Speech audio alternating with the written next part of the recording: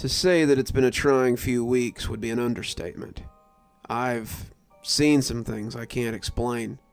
I've seen my home invaded by things that I never really believed in.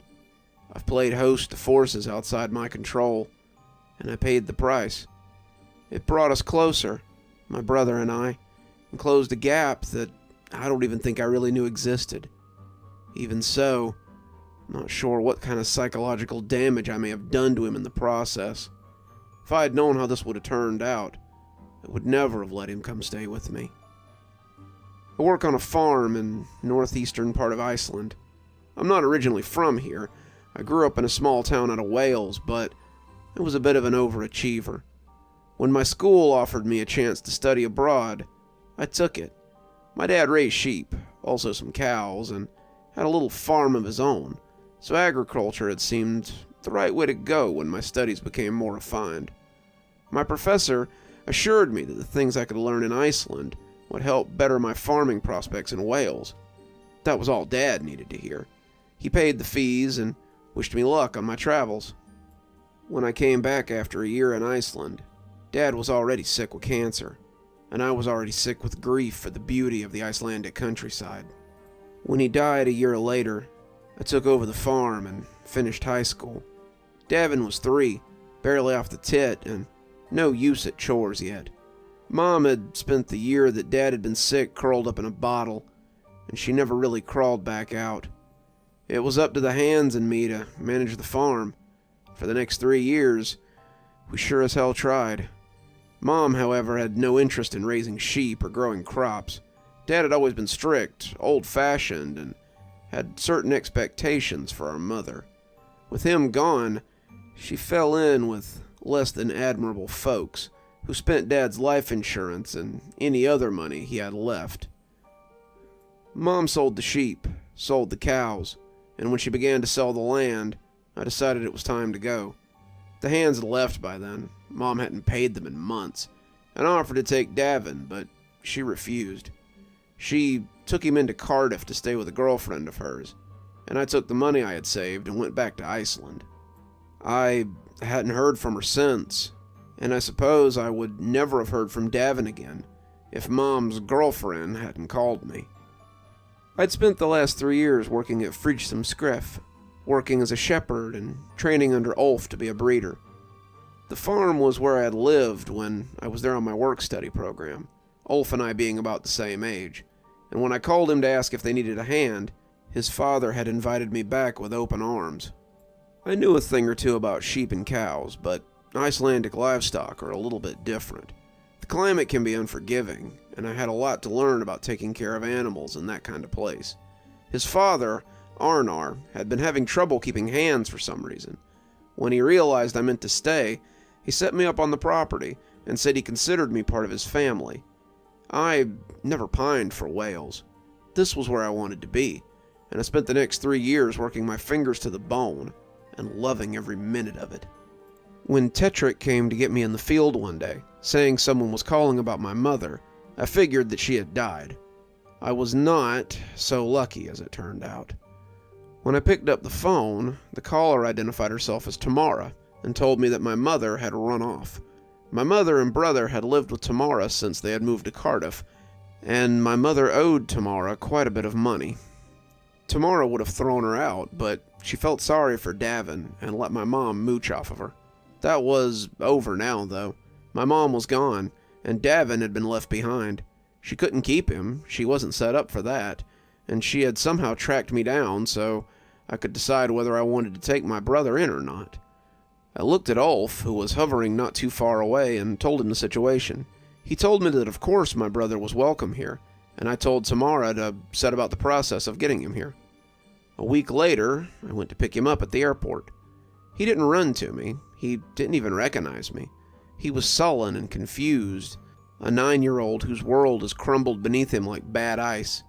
He had a single duffel bag with clothes that would barely handle the cold inside the airport, let alone out on the step. It was December and freezing, so our first step was to get him some proper clothes. He never complained through the process, but neither was he excited. He simply seemed to accept what was happening and get through it. As we rode back to the farm, I smiled at him from across the seat. "Good thing you've got some new clothes there. We wouldn't want the Yule cat to get you," I joked. He cocked his head. "Yule cat? Is that like a dangerous creature or something?" I didn't think of it then, but I realize now that it was the first thing he had said to me since he told me bye when he was 6. I laughed. "It's just a story they tell around here, Lily Broder. The Yule cat comes around Christmas time, or Yule, I suppose, around these parts. He eats kids that don't have new clothes." Why would he do that?" Davin asked, interested but still a little nervous about the prospect of a giant cat that roamed around eating people. "It's something from the old times. They have all kinds of things like that around here." Does Father Christmas come here?" he asked, as if hoping for a little normalcy. "I suppose he must. He goes everywhere, doesn't he?" I said. I put a little Cockney spin on it. Davin smiled. Will he come visit us, you think?" I smiled at him, clearly taking the bait. "Of course he will. We'll get a tree and some stockings, and I bet Father Christmas will leave you all kinds of things this year." That was the 10th of December, my brother's first day in Iceland.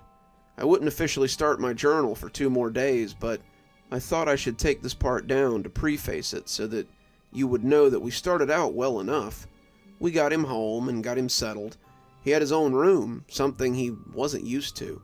It was a little more than a storage closet with a bed and a dresser, but the things he'd brought with him looked small in that arguably small room to start with. I had told Ulf that I was taking a few days to make sure that he was settled into his new home, and we spent the first night catching up as the fire burned and we drank mugs of hot chocolate. He talked about living in Cardiff with Mom, how he'd gone to school and made friends while she partied every night and came home drunk when she came home at all. Tamara often went with her, and Davin usually found himself home alone. It was scary at first, being alone in a new place by yourself, but he'd gotten used to it. "I wanted to call you at first, but Mom didn't have your number. She said you'd abandoned us, and it wouldn't do any good to call you anyway. You had found a new family, and didn't need us anymore." His voice sounded hurt as he said it, and I gave him a little hug as we sat on my lumpy old couch. "I hope you know that wasn't so. I came here to escape Mom, but I didn't forget about you, kiddo." He smiled. I know that. Things had gotten better once he started going to school. He had a place to be and things to do. Mom never really had any money, so most of his clothes were charity stuff. Some of the kids made fun of him for it, too. Some of them didn't care. His mates, Davy and Franklin, had been charity kids, too, and the 3 of them had spent their afternoons grubbing for pocket money or playing in one of the parks near the apartment complex. Davy's uncle was the foreman at the cannery, and sometimes he'd pay us to run errands. Mostly it was picking up pop or dinner for the boys that worked his shift. Sometimes it was petrol for this machine or that. He always paid us pretty well. Davy said he felt sorry for Davy's mom, so he paid Davy a little to take some of the burden off her. That must have been rough, being on your own so often. Davin shrugged. It was what it was. Can't change it now. Then Mum had gone missing, and that had been the end of that. "She'll be back," Davin said sourly. "She owes too much money to her boyfriend. I heard them talking real loud outside one day about it. She'll lie low until he forgets, and then she'll come back to Tamara's. She did the same thing a couple of years ago, except not quite for this long." I let him do most of the talking to get it off his chest, and he went to bed in the wee hours of the morning after his yawns had got louder and longer. I hugged him goodnight, his sheets and bedspread brand new, and he was out before I closed the bedroom door. December 11th. I woke Davin up early and got him some breakfast. Then we went to town to find a Yule tree.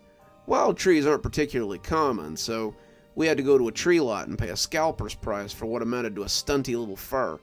The tree wouldn't have done for a posh loft in Wales, but it would serve our needs just fine. We got some ornaments for it, too, and drove back with the truck bed full of decorations. Davin was in fine spirit as we rolled along, and I made a note to come back to the truck later that evening for gifts I had picked up when he wasn't looking. Father Christmas would definitely be stopping by this year. Arnar was mending a fence near the house when we pulled up, and came over to see what we'd found in town. He grinned, his smile missing a few teeth, and said we'd found ourselves a fine Yule tree. "Hopefully it'll be bright enough to attract the attention of Father Christmas," Davin said, as he took the ornaments and lights out of the back of the truck. "Oh, it's not Father Christmas you'll have to worry about, lad. It's the Yule lads you'll be contending with." "Yule lads?" Davin asked, clearly confused. "Are they elves or something?" Arnor laughed, and it seemed to rumble his whole body. "You haven't heard of the Yule lads, boy," he said, hefting the tree from me and taking it towards the house. "They're supposed to be mischievous little pranksters," I said, as I picked up the last few packages and followed. "There are 13 of them, I think, each of them appearing on a different day that leads up to Christmas. Aren't they supposed to be goblins or something, sir?" I asked Arnor. He set the tree down in the living room and nodded. "Trolls, more like. They cause all sorts of mischief, but are supposed to leave gifts behind, too. It's all in good fun. Did Ulf tell you about tonight?" I shook my head. "Nay, haven't seen him today. Tanis has come down with a bug. Got him running out of both ends. He needs you to watch the flock tonight." I looked at Davin. "Will you be okay on your own tonight?" He nodded, but Arnor wouldn't hear of it. "Take him with you. If he's going to stay, he might as well get used to this life. Sides, it's just watching sheep." He told me to meet Goff down at the sheds at sundown, and I told him I'd be there. Guess we better get decorating. Sounds like we got some work tonight. We set about decorating the tree, and soon had the lights up and the glass balls hanging merrily from the branches. Davin really came out of his shell as the ornaments went up, and his eyes sparkled the way that a 9-year-old's should. The dour boy seemed to have gone for now, and he was laughing and smiling as we trimmed the tree. Father Christmas would be hard-pressed to miss it, and I made a mental note to wrap the gifts before it snuck up on me. As I stood with him, taking it all in, I felt for sure that this would be a Christmas we'd never forget. On that note, I was right.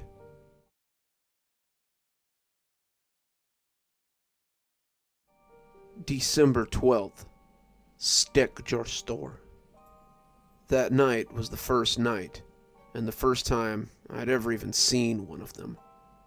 My brother and I were out in the sheep shed, warm amongst the flock. Sheep are pretty important out here, and at the farm, they make up most of our livelihood. We got cows, 2 of them at least, and we were making strides with what Ulf called hothouse growing, but the sheepfold was still their biggest priority. Iceland really doesn't have any predators, but sheep are not what you'd call the smartest creatures. My presence here was to make sure that one of them didn't wander off into the middle of the night and freeze to death out in the cold. Sheep seemed to be continuously looking for a way to accomplish this. A hole in the wall or a separation between the dirt floor and the wall to scoot under. That's why they need to be watched. We had arrived just before sunset and found Goff standing out smoking a cigarette. He hailed us and I introduced him to Davin. Davin was bundled up in his new scarf, mittens, thermal cap, and his heavy jacket that made him look a little like a turtle as he peeked through the gap. Goff asked him how he was liking Iceland, and Davin told him it was great. I was glad to hear him say it, but then Goff confided in me that we were here for more than to watch the flock tonight. "It's Gertrude. Her time is close. You need to make sure she delivers okay." I nodded and told him that it shouldn't be a problem. This was far from my first time whelping lambs. Gertrude was a ewe with many seasons behind her, who had added many lambs to the herd in her time. She was getting ready to pop any day now, and Arnor wanted her to be watched, so we could get the lambs dry and sheltered if they decided to have them out in the field. The lambs would be weak when they were born, and the wind could kill a man without proper clothes, much less a little lamb. I was sitting next to her now, Davin petting her as he tried to stay awake. The trusting old thing had her head on my knee, and as the mounds of cotton clouds slumbered around us, she seemed to be the only one that was still awake. It was nearly 2 in the morning, the wind howling outside like an angry cat, and I smiled at Davin when I looked over to see him snoozing. He was curled up underneath his new coat, the blanket he was sitting on keeping the worst of the floor off his pants, and he was leaning against one of the woolly rams which was leaning against him in return. The two seemed to be companionable, and I shook my head as my own eyes got heavy. I shook awake pretty quick when I heard the sound of metal being pushed up, but I assumed it was the wind at the time. "Damn wind! Gotta find that hole before the sheep do," I muttered, getting to my feet. I shifted Gert, the old ewe making a soft sound of complaint, as I laid her head on the ground and started making my way through the sleeping sheep to find the hole. I didn't have to look far. A chorus of upset bleating led me to the opening in the wall, and I saw that the wind had pushed it up a bit. The howling menace was still shoving at the end as I pulled it back into place, pushing it back into place as I heaped some dirt on it to keep it down. The sheep quieted then, more concerned with the cold air getting in than anything else, and settled in so they could get back to sleep. I noticed, though, that there was something strange about the hole when I got in close. The metal siding wasn't separated at a corner like I had thought. The metal had a jagged cut in it, like someone had used a knife or something to cut into the side of the sheep shed. I thought about sheep thieves first, but why would they make such a small hole if they meant to steal sheep? The hole that had been cut was barely large enough for a child, and the weather was far too brutal for any children to be out in it. I swept my light around the shed. I didn't expect to find anything, but I still needed to look. The sheep were snuggled together, shuddering a little as my light danced over their closed eyes, and it was a little like looking through a cloud bank. They had to be 150 sheep in the shed, and they were packed together so tightly that I had no clue what I was expecting to find. That was, until my light fell on a hat in the midst of them. It was a tall red hat, like what a gnome might wear in a children's story. It was patched and dirty, and despite it being just a hat, it almost felt like it was looking at me. I felt my flashlight shake a little as I held it on that pointy hat, wondering if it was on a sheep or just what the hell it was sticking on. It was probably a trick. Ulf liked to play pranks, and I would make my way over there to find a ratty old hat stuffed onto an orange cone or something. I wanted to walk right over to it and prove that it was nothing special. Wanted to part the sheep and feel silly when I discovered that it was just Ulf making mischief, but I couldn't move. I had instructed my feet to move, but they remained where they were. The sheep slept peacefully around me, and it seemed like the world belonged to me in this strange red hat. The light beam hung there, bringing me to this oddity, and I somehow didn't like that any better. I wanted to turn the light off, breaking that bond between us, but I knew I didn't dare. That would leave me alone in the dark with the wearer of that hat. When the hat moved, I took a shaky step backward. My bum hit the metal wall, and I was aware suddenly that I was trapped by the walls and the sleeping sheepfold all around me. I looked back and found that the hat was moving towards me. It came on easily amongst the sheep, a hollow thumping noise following with it. As it came closer and closer to me, I looked for an escape, but I was blocked in on all sides.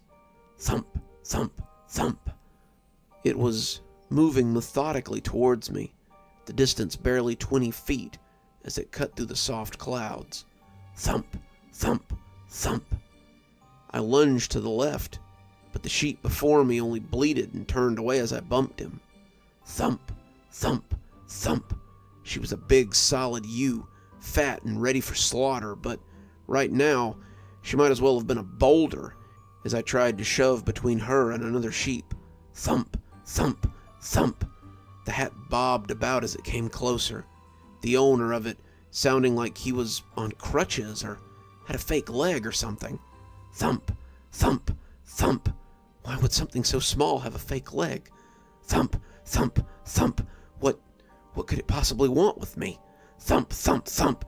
I put my hands up in fear, casting the light over my face as it came within a foot of me, and readied my foot for a kick if it came any closer. That's when I heard the loud bleating of a sheep in distress. It was from the direction I had come, back towards old Gertrude and my brother, and the hat wearer stopped at the sound.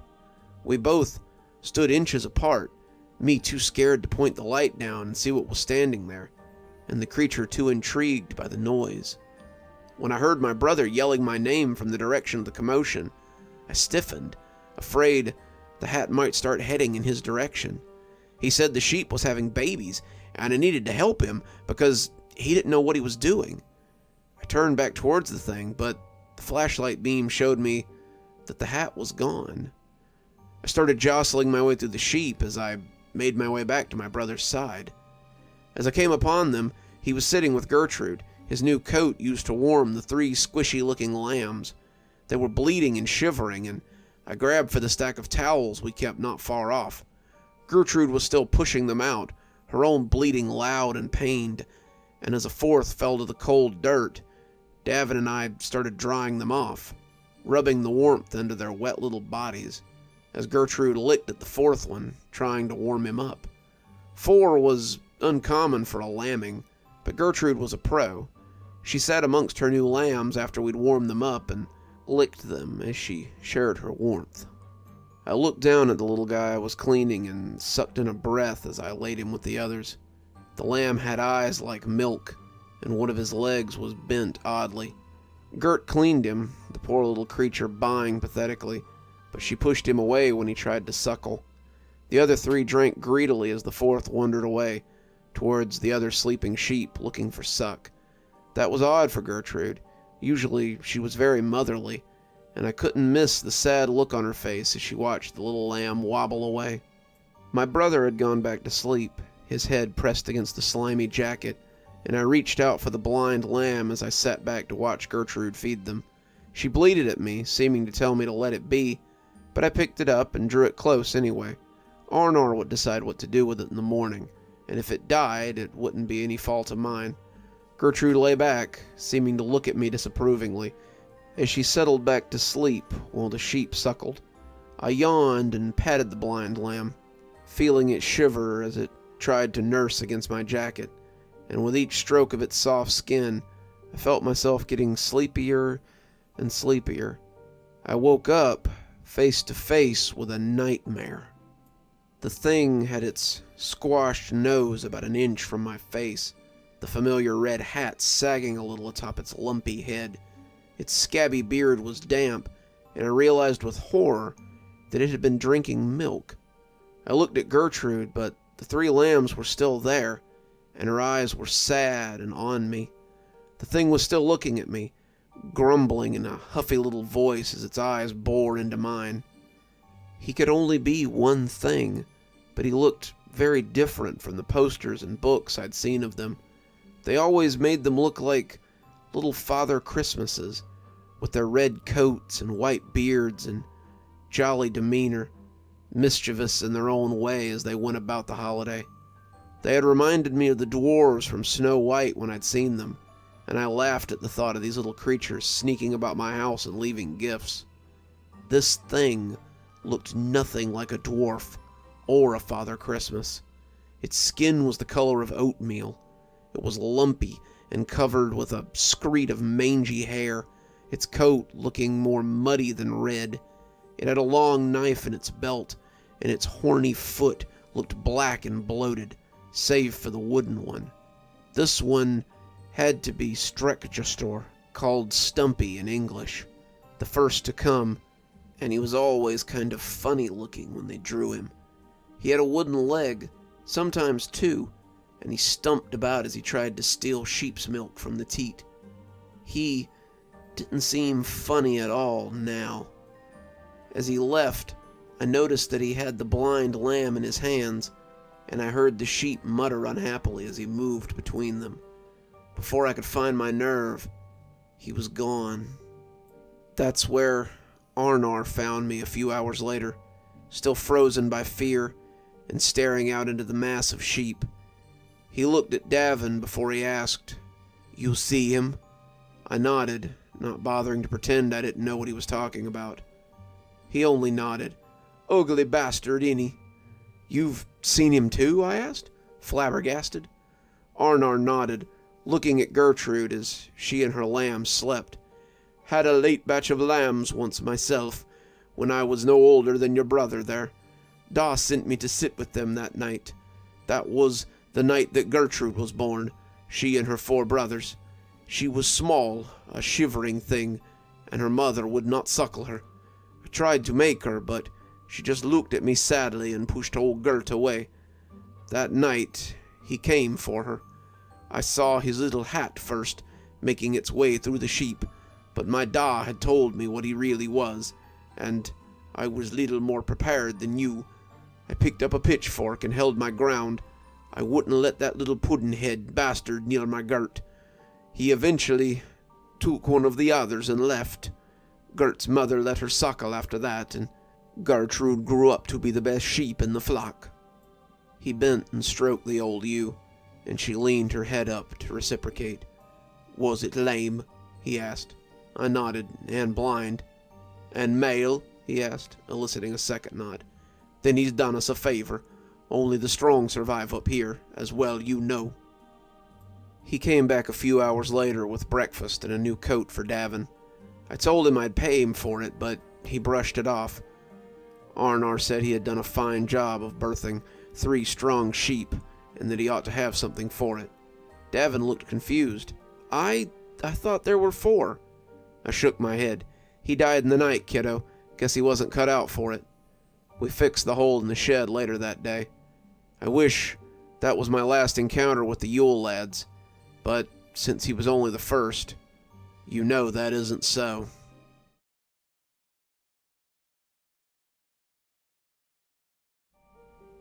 December 13th, Giljagur. What a night. I got some sleep after last night's excitement, but Davin apparently got up early to help Ulf with some minor chores. I woke up at 4 to the sound of a snowball hitting my living room window, and looked out to see Davin and Ulf laughing as they roused me from sleep.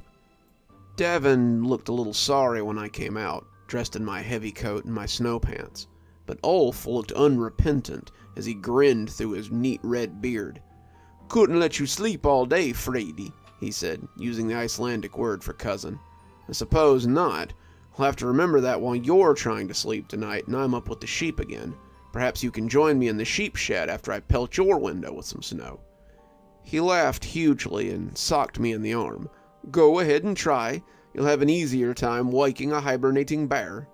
He invited me to come have some dinner, and we walked off towards his father's house, the smells of a meal already on the wind.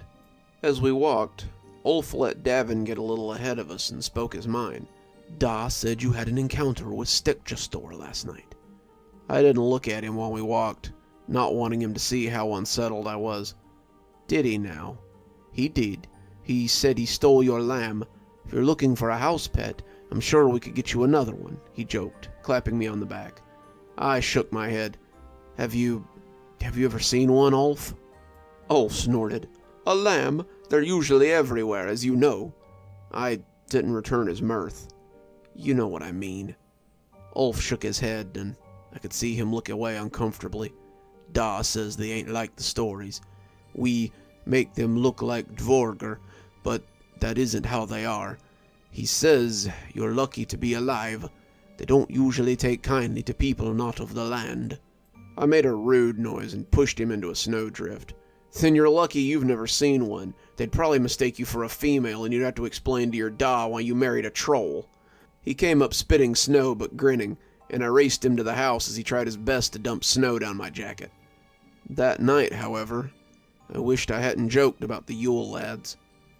I was back in the sheep shed again. Davin was set to chores the next morning with Ulf, so I was on my own. I was surprised how quickly Davin had taken to Ulf, but I wasn't disappointed either. If Davin was my brother by blood, then Ulf was my brother by choice. The two of us had become very close over the years, and I was glad that he was teaching Davin the ropes. I would have liked to have Davin tonight, though, so he could help me keep watch against the red-hatted little boogin. I knew that the lads would come back every night for 13 nights, and I knew that Strixtastor would be back for another drink of milk, or maybe another lamb. I sat with Gert, her lambs thriving and trying their shaky legs under her watchful eye. I kept a quiet eye on them. The night passed on, the wind a little quieter, and it turned out to be a pretty peaceful evening. I could feel my eyes trying to slide shut as the soft breathing of the sheep echoed through the shed. No mysterious red hat appeared. No doors were cut in the metal. And as my watch beeped 4 a.m., I got up and stretched my legs a little. I stepped outside, hoping that the wind would wake me up, and pulled my coat up as I took it in the face. The moon was edging around, and dawn would be here soon. When I stepped out of the shed, I was thinking of nothing so much as snuggling under my blankets and falling asleep. But that was before I saw the minuscule figure sneaking across the snow and into the cow barn. Sheep may be relatively plentiful around Icelandic countrysides, but cows were definitely a luxury that not everyone could afford. Arnar owned 2 cows, and I knew for a fact that he had bought them at a high personal cost. He liked the taste of sheep's milk all right, but nothing beat a tall glass of cow's milk in the morning, he would often say. He sold the excess in town for a premium, and fed them a special grain to make the sweet cream he loved. The thought of Strekjastor making off with one of Arnar's prized cows was unthinkable. I closed up the shed, making my way slowly towards the cow barn. I wanted to surprise him, if I could, and not catch that sharp little knife in the leg if I couldn't. The snow crunched softly under my feet, and I tried to quiet my steps, aware that any sound might thwart me. The door was ajar when I made my way to the cow barn, and I could hear a soft, angry mooing as I went in. The 2 cows, Rajma and Jmolk, were standing in their stalls, but Rajma was making quite a stir as something small and hairy moved beneath its udders. It was milking the cows, but its hands were moving like the heddles of a loom, going up and down much too fast. The cows were stamping and huffing, but the creature seemed to take no notice of it as it filled the buckets. As it finished, it moved the buckets down a little and slid that cruel knife out as it cut the cow along its flank. The cow surged forward, bawling loudly, but not before a freshet of blood fell into the bucket, turning the milk a frothy pink. For some reason, my mind went to the strawberry milk mix I had used as a kid, and my gorge threatened to rise up and cover the straw. His eyes locked on me as he picked up the full bucket, slurping at the foam on top as it headed for the door. It grinned through its crooked teeth, and I saw that it was not the same one as yesterday. This one must have been Giljagor. He wore a red pair of overalls that barely contained his gut. A similar knife stuck through his belt as it bulged around his middle. His spindly arms seemed to hold the bucket with ease, his other hand sliding the blade over his tongue as he cleaned the cow's blood from it. A similar red hat sat on his head, and his beard was more akin to the foam as he slurped it from the bucket. His eyes seemed to dare me to do something, and when the cow bucked in its stall, I looked away for a little too long. He was gone when I looked back, bucket and all. Arnar arrived at dawn as I finished patching up Rajmar. The cut hadn't been too bad. It had been long and jagged, but not too deep. I could see old scars that I had never really thought too much about, but now made a lot more sense. Giljagor had done this before, many times, and knew just how deep to cut, so he didn't miss his treat. He couldn't come back for more if he killed the cow, after all. What a sick little game it had here. "Have you checked the sheep yet?" Arnar asked, guessing what I would find when I did. There was a hole in the shed, not much bigger than the one the night before. I counted them and found we were missing one. It had been a small ram, barely out of its summer coat, and Ulf and Davin found what was left of it later that day by the fence line. The 2 had eaten well, it would seem, and Ulf found a bucket not far from the ram. There was frozen milk in it, frozen and red. Arnar had nodded. Won't be the first of such sacrifices. He gave me the night off, saying Davos could take the watch tonight and tomorrow night. His kindness, however, did not change the itinerary of the lads in the least bit.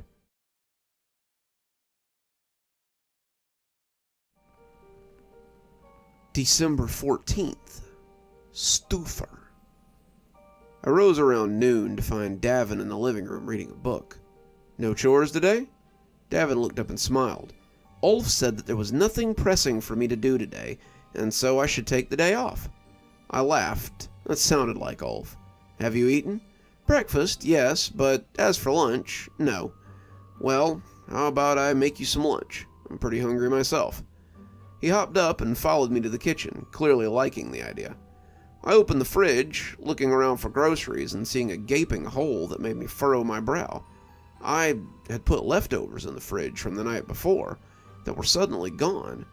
I had put some scree and rye in the icebox, thinking it would make a nice lunch when I got up, but suddenly it was gone. The loaf of bread on the counter was also nowhere to be seen, and I marveled at the boy's appetite. As he came walking in, I looked at my little brother, trying to keep the scowl off my face as he moved up beside me. "Got a little hungry last night, did you?" His look of confusion put me off. "What do you mean? There's a whole meal's worth of leftovers missing. And did you have to eat a whole loaf of bread? I had meat and cheese in the fridge you could have put with it." He shook his head and looked baffled. I didn't eat any of that. I assumed you came in hungry and had some food." Now, I was as confused as he was. "No, but if you didn't eat the food, who did?" I asked him if Ulf had been in the house, figuring he was the source of my missing food. The big Icelander was usually a bottomless pit, and I'd heard his mother bemoaning her grocery bill more than once. Ulf took after his forebears, a big muscled Nordic bruiser, though more prone to smiles than scowls, and he could clean out a pantry all on his own. Davin said he had come in, but only for a few minutes. I went to the bathroom and came back to find him gone. I nodded, understanding who had eaten my leftovers. I loved Ulf like a brother, but he could certainly be trying sometimes. "Well, I suppose we should go see if Sigrun has anything we can eat for lunch." Davin hadn't met Sigrun yet, and I smiled as I remembered my first meeting with the woman. I had been 16 and away from home for the first time. Ulf had taken to me immediately, calling me cousin and bringing me into his games, and Arnar had warmed to me quickly when he realized I was no pampered Welsh brat. Sigrun, however, had been my first real comfort when I arrived. Arnar was gruff but fair, and Ulf was a little more energetic than I strictly liked in a stranger. Sigrun and her cats, and her kitchen full of good smells and warm meals, became a place that I could go when I was feeling homesick or needed a moment to breathe. She must have sensed this because she treated me like a lost lamb that needed to be fattened up so I could survive the cold winters. Within a month, I was thick as thieves with Ulf, his energy having rubbed off on me, and Sigrun's kitchen remained a place that I sought refuge from time to time. Arnar's longhouse always looked a little odd as it sat cheek and jowl with his very English-looking barn. We came around the back, and as I walked into the very familiar kitchen, I heard Sigrun humming as she fixed lunch. She smiled when she saw us, wrapping me in a hug that I couldn't help but return. Sigrun had always reminded me of the wife character from David the Gnome, her round face made for smiling and her skirts always homemade, covered by a thick apron. She was short and round and always had a smile and some food for me or her hungry son when we came in from work. She offered Davin a hug, and to my surprise he took it. Our mother had never been a big hugger, but it seemed that Davin felt the same warmth that I had on my first visit. She sat us at her table and fixed us some lamb stew from a pot on the stove, asking if her husband paid me so poorly that I couldn't keep food in the house for a growing boy. It was said in jest, and I took no offense. Growing indeed, but it appears that my pantry was raided by a hungry bear last night. I woke up to find my leftovers missing, and a whole loaf of bread, too. She laughed. "Sounds like you've been visited by Stuffer, or by Ulf, more likely," she said, as she put down rye bread and cheese as well. "Is he one of the Yule lads?" Davin asked, and Sigrun ruffled his hair. "He certainly is. He's short, and he eats the crusts of bread left over in the pans.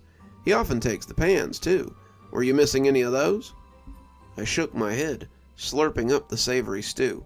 "I haven't checked yet. I was more worried about my leftovers. He doesn't come till tonight, though, right?" She nodded. "Better lock up your leftovers after dark, or see them gone by the likes of that rogue." "Does he bother you much?" I asked, seeing her gleaming cookware hanging from the ceiling. "Some, but Siegfried usually runs the lads off." She smiled at the fat ginger cat sitting by the fire. "He always keeps the Yule lads from making too much mischief." The fat Tom was sleeping peacefully on the hearth as she bustled about, opening a sleepy eye every now and again when someone got too close.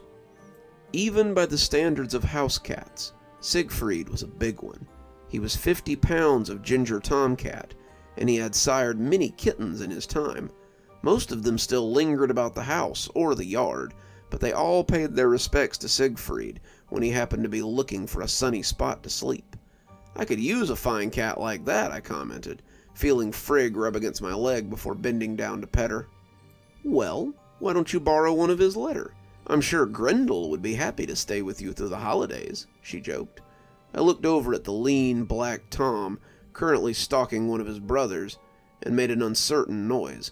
Grendel had earned that name fairly. He was an angry cat with a savage disposition, and he didn't like anyone. The cat tolerated Sigrun because he knew that any slight to her would be answered by Siegfried's swiping paw or Arnar's stiff work boots. But I didn't like the idea of trying to transport that little terror to my house. My arms would be bloody ribbons before I made it to the midway point, and I started to decline. Davin, however, made the point moot. He walked over to the black Tom, and the cat looked up with surprise. No one came near Grendel if they could help it. He was unpredictable, and I was shocked when the cat didn't immediately hiss at him. The dark shade watched Davin approach, uncommonly quiet as he reached down to pick him up. I was expecting violence, the hurt yells of my brother when the cat scratched him, but he lifted him into his arms as easy as any cat within the house. I tensed, expecting him to get a swipe for surprising the angry beastie, but Grendel only stiffened a little before melting into my brother's arms with a loud purr. Sigrun looked as surprised as I was when Davin came back to the table, Grendel cradled in his arms like a baby. Well, it appears I've seen everything now. I reached a shaky hand over to see what sort of Christmas miracle this was, and when Grendel hissed and swiped at me, I knew he hadn't had too strong a change of heart. Davin carried Grendel home with us an hour later, the sooty devil hanging from his arm like a living shadow.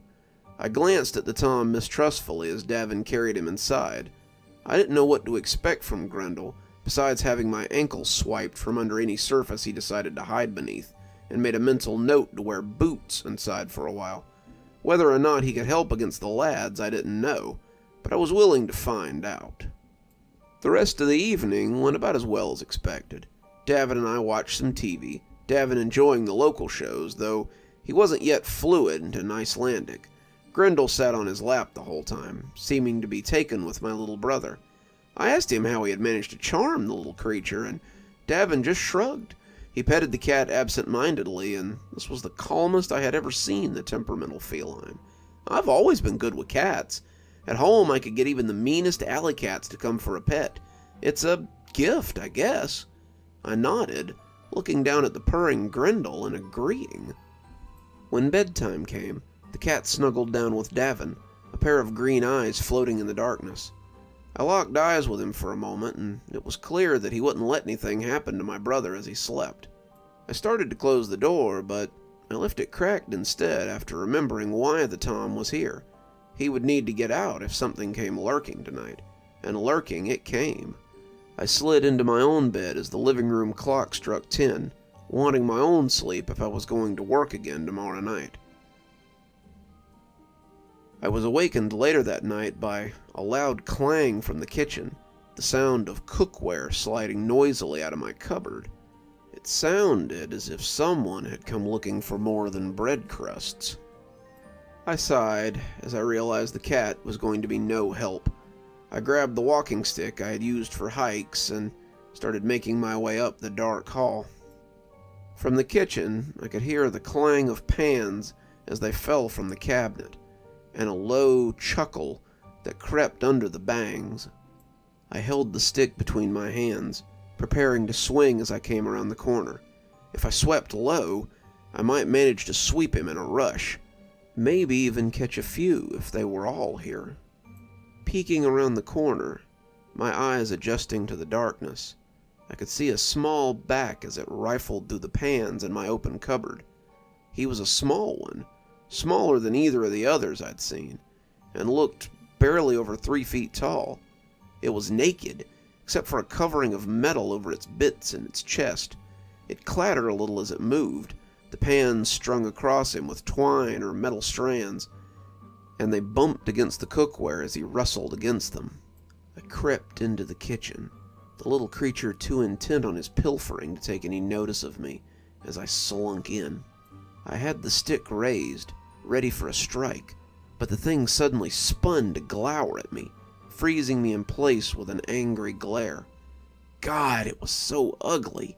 It looked like a potato that some child had carved badly, using a spoon or something blunt. I couldn't move, the little thing holding me in place as easy as it held my muffin tin. But it appeared that someone else didn't have the same problem. From behind the little thing, I could see a pair of green eyes as Grendel prepared to leap. Grendel hit him hard in the center of the back, sending him to the ground with a clatter of cookware. The little troll yowled and tried to roll away, but the cat dogged his heels relentlessly. I kept my stick up, wanting to swing now that my fear had passed, but not wanting to smack the cat in the process. The two rolled, Stuffer swinging his little club arms at the cat as he squealed like a trapped rat. Stuffer pushed him off suddenly, and I saw my chance. I swung the staff like a hockey stick and watched the little creature spin away into the living room. Stuffer squealed as he pelted into the dark room, and Grendel glowered at me as if to say, "Great, now I have to catch him again." We both lit out after him, listening intently as we stalked him.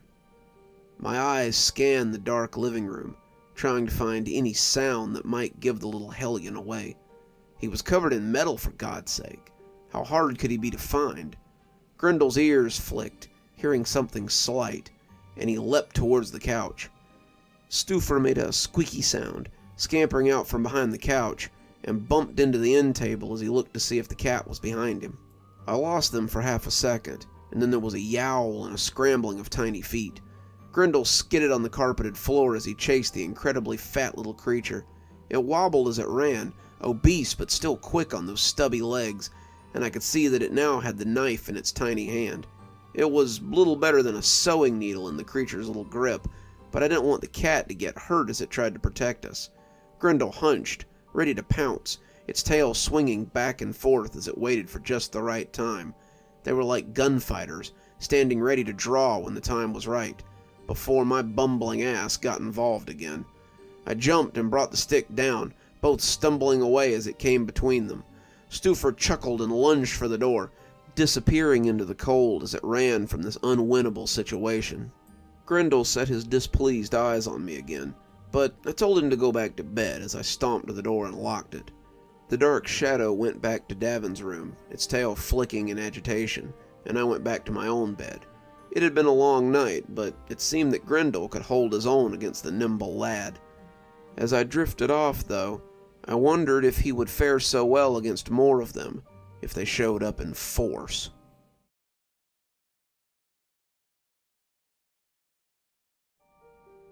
December 15th. Vrasliker. What small victory we'd had last night was squashed the next day. Arnar woke me up that morning to let me know that another sheep had gone missing. "One of Gertrude's 3 lambs. She is beside herself with grief," he said, and I could tell that the old farmer was as distraught as the ewe was. "The cows are hurt again. Both are injured, and their udders are so bruised that I don't dare to touch them. Doesn't matter anyway. Their milk is gone when I arrived." I shook my head. This isn't normal behavior from the lads. I remembered last year and wishing I'd paid more attention. The last few years had seen sheep and milk and things go missing, but never quite to this amount. I'd never actually believed in the Yule lads, no more than I'd believed in Father Christmas since I was small.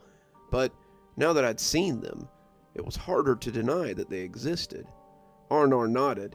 "They take sheep sometimes. They take some milk, but this is not their usual trickery. Something is different this year. I don't like it. Did you have any trouble last night?" I nodded, but Grendel scared them off. Arnar snorted. "I still can't believe you got some use out of that angry little thing." He really seems to like Davin. He's the only one I've ever seen who could pet him without getting scratched. Arnar smiled. "Then your brother is more than welcome to him. My Yule gift to him." I smiled, but Arnar laughed when he saw my trepidation. Thanks so much. He's an angry one, to be certain, but he's a better mouser than any. He caught 10 fat rats in the barn on his own just last week. He'll be a good pet, once he's used to you, of course. He asked me if I could stay with the sheep that night, and I agreed that I would, confident in our new guardian and his ability to protect the house. That night, Grendel's skills would be put to the test. I came back inside and started making inroads on lunch, thinking that sandwiches might be the way to go. I remembered too late that Ulf had raided my pantry before Stuffer could, and made a list of things to get from the store. Davin came out about that time, rubbing his eyes and holding his new shadow. Grendel looked at me like I was the stupidest thing he'd ever seen, but he didn't hiss at me. When I reached to pet him, he swiped at me, but his claws were in and the swipe was lame. We were brothers in battle now, I supposed, but he still didn't care much for me. "Good morning. Any plans today?" Davin said, yawning. "I've got work tonight. Did Ulf have some chores for you?" He said something about fixing a chicken coop this afternoon, but told me I didn't have to come till after lunch. "Sounds like you got some time for shopping with me then, but let's get some breakfast first." I opened the pot cabinet and grimaced when I saw that several of my pans were missing. I glowered at Grendel, seeing that Stuffer had come back after our little skirmish.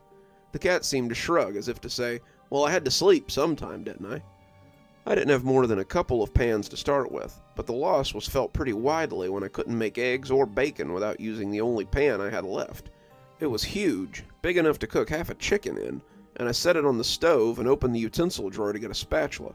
I pulled my hand back in disgust as I came down on something slimy on top of the spoons, shaking the thick coating of slime as Davin chuckled to himself. It had been covered in what felt like spit. I washed it, clearly feeling the presence of spoon licker's short appearance last night. A few of my ladles also bore the shiny skein of having been licked, but I doubted the little scamp got much more than dust off of them. Ulf often told me how horrible English cooking was, so I was careful not to make it worse by badly cleaned utensils.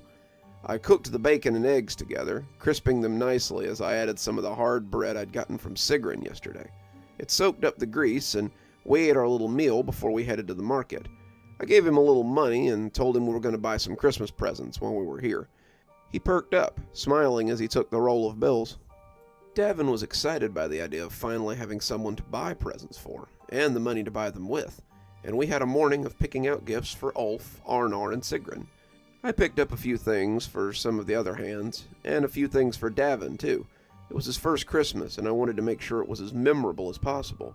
I also got him a very special gift for that night, something for my peace of mind as much as his. When I prepared to go that night, I gave him his early Christmas present and watched him grin from ear to ear.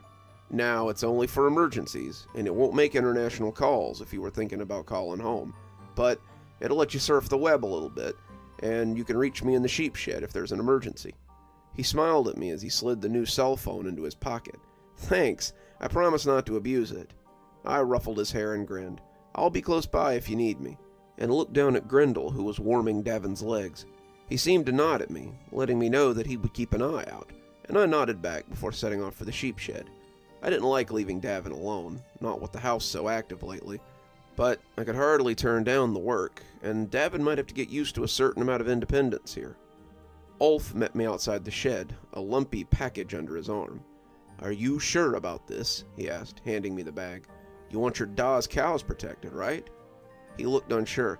"The thing is, Freedy, no one has, to my knowledge, ever attacked one of the lads before. They're not like burglars or cow thieves. You can't turn them off with a warning shot. They're of the other world. Grendel ran 2 of them off last night. I don't see why a shot in the dark wouldn't do the same for this one." Ulf looked uncomfortable. "People who mess with the other world, the fairy world, never come out ahead. The lads take some, not usually this much, but some, and then they go. They leave us gifts for what they took, and we always have enough to give. Did you ask Da if this was okay?" I unzipped the bag and took out the hunting rifle and a little pouch of shells. It was nothing special, small bolt-action rifle, but they weren't large creatures we were talking about. I assumed that the bullets had trace amounts of iron in them, iron being historically poisonous to the creatures of Fae, so maybe it could work. If nothing else, it would dissuade them from coming back again, and save us a few nights of headache. No, but he told me to guard the sheep and the cows. I'm just doing what he told me to do. Be very careful with that thing. You don't have a gun license, and if someone gets hurt, Da will be blamed. I'll be careful. Get back inside before you freeze, I chuckled, throwing the bag over my shoulder. He shook his head. Good hunting, and stomped back towards the longhouse. I settled myself near the door to the sheep shed and kept an eye on the cow shed.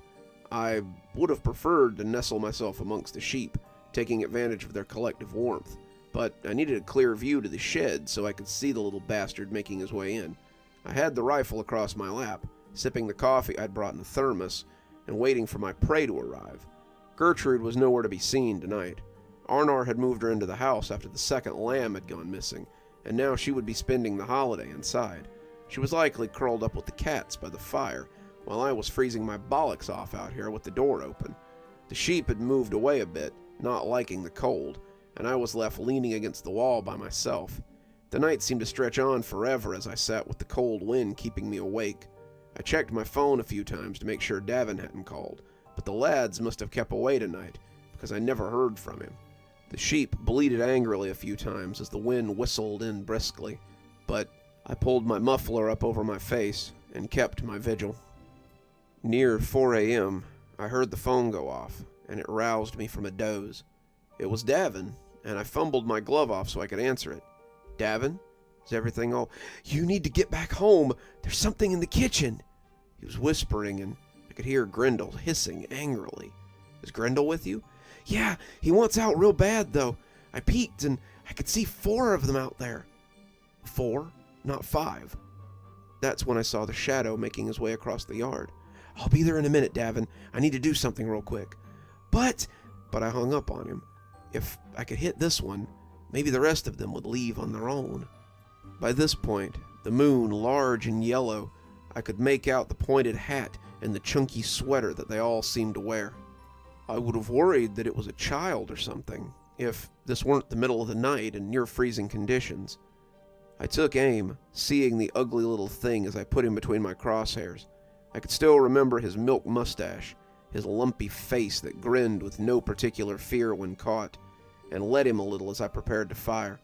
I'd gone shooting with Arnar and Ulf more than once, and it was a fair shot with the comfortable old rifle. Suddenly he stopped and turned to look directly at me. You would have said that was impossible. I was 50 feet away and nearly buried in a snowdrift. But he looked at me. Even across the distance, I could feel those hateful eyes as they bore into me. It froze me, just as it had that night in the cowshed. The look, though I couldn't have seen it, seemed to communicate easily his disdain for me. What will you do, man-thing? It seemed to challenge. You have no power here. You cannot hope to stand against the lads. I bet you won't even pull that trigger. He started to move again, and though I felt as though my bones had turned to ice, I squeezed the trigger as I attempted to recapture my tenuous manhood. My shot cracked out across the silent yard, and I heard the sheep and cows raise a ruckus as their world was filled with sound. I was off at once, crunching through the snow and running to the spot where I'd seen the little imp fall. I didn't actually believe I had killed it. I didn't honestly think it could be killed, but I wanted to see if it had left anything behind. Some hair, maybe, or blood, or anything that would prove I'd actually hit it. When I came to the spot, I heard people raising a ruckus in the longhouse, and it seemed nearly as loud as the cows and the sheep had. When I got to the spot, I saw 3 things sitting in a divot that it had left in the snow. A long piece of red string, a small amount of blackish blood, and a potato. I picked up the potato, looking at the odd withered thing, when I started hearing footsteps crunching towards me. I turned the rifle, still in hand, to find Arnar and Ulf, as well as 3 of the farmhands coming towards me. Arnar sucked in a breath when he saw the potato, and I heard him say something guttural when he noticed the blood. Ulf looked at his father, shocked, but he too seemed to be unsettled by the old root in my hand. Arnar reached for the rifle. "Give me the gun, boy. I can't believe you have done this thing with my own weapon." I was speechless for a few seconds as he snatched the rifle from my shaking hand. Done what? I saw him coming to hurt the cows. I stopped him. You stopped nothing, Arnar yelled. You have only given him a more exclusive target. You have interrupted their holiday business, and now you will have to pay the price. I'm sorry, boy, he said, shaking his head and walking back towards the house. What does that mean? I asked him. But he only kept walking, the farmhands in tow. I looked at Ulf. What does that mean? Ulf shook his head. It means you shouldn't have messed with the creatures of Fae. I told you it was a bad idea, Frady. The chill in my blood had nothing to do with the biting wind. Is he gonna send me away, Ulf? Ulf shook his head. He thinks of you as a son. He could never send you off, especially now that you have a mouth to feed.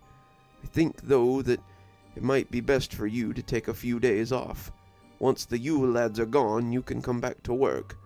Till then, you might have your hands full. Too full for work, I should think.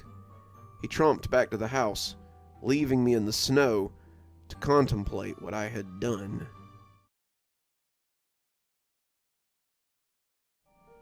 December 16th, Pataskville. As bad as things had been, they were only about to get worse. I returned early that first morning to find all my pans, even the new ones I'd bought yesterday, my leftovers, my spoons, and my ladles missing. Just gone. I looked around, but they were nowhere to be found. Not only that, but there's frozen lamb missing from my freezer, and the coffee creamer in the refrigerator has been drunk and left empty for me to find. Left with a bloody handprint on the side of it. Davin was asleep, blinking groggily at me as I reminded him of the cell phone call. He said he had thought afterwards that it might have been a dream, and after the sun came up, he'd fallen back asleep. He had locked the door to keep Grendel inside, and he guessed to keep the things in the kitchen out. But he said again that he had thought it was a dream until I had said something about it.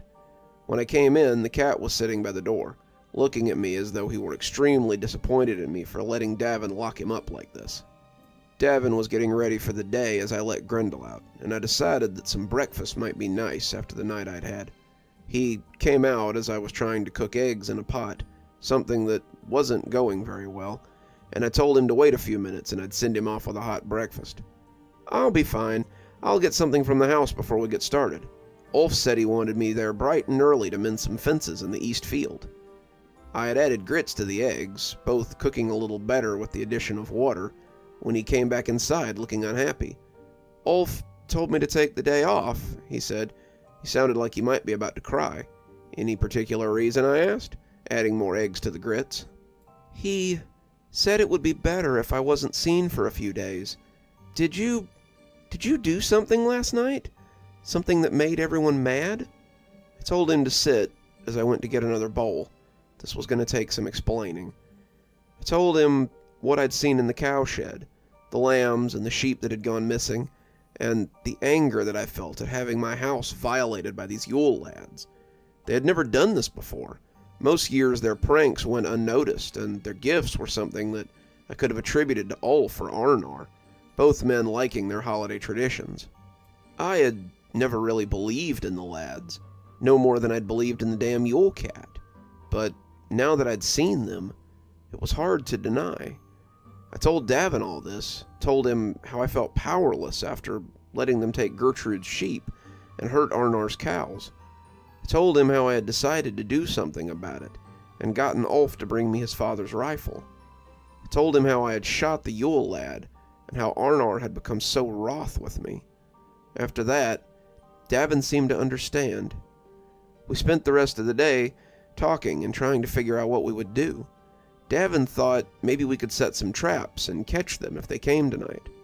I wasn't so sure that they could be caught, and thought I might rather barricade us in one of the bedrooms and try to hold out for the night. It was just stuff, after all, and I could always replace it if they stole it. I knew I had done something wrong, knew I had meddled in things beyond my understanding, but still didn't like things coming into my house and taking my stuff. When I heard the knock at the door around dinner time, I wasn't exactly sure what to expect. certainly not Sigrun with plates of food and a piteous smile. I figured you might have little to cook on by now, so I brought you something to raise your spirits. I took the plates, smiling thankfully. Does Arnar know you're here? She snorted. Of course. It was his idea as much as mine. He knows why you did what you did. But boy, you know how foolish it is to set yourself against Fae. What else could I do? They've never done anything like this before.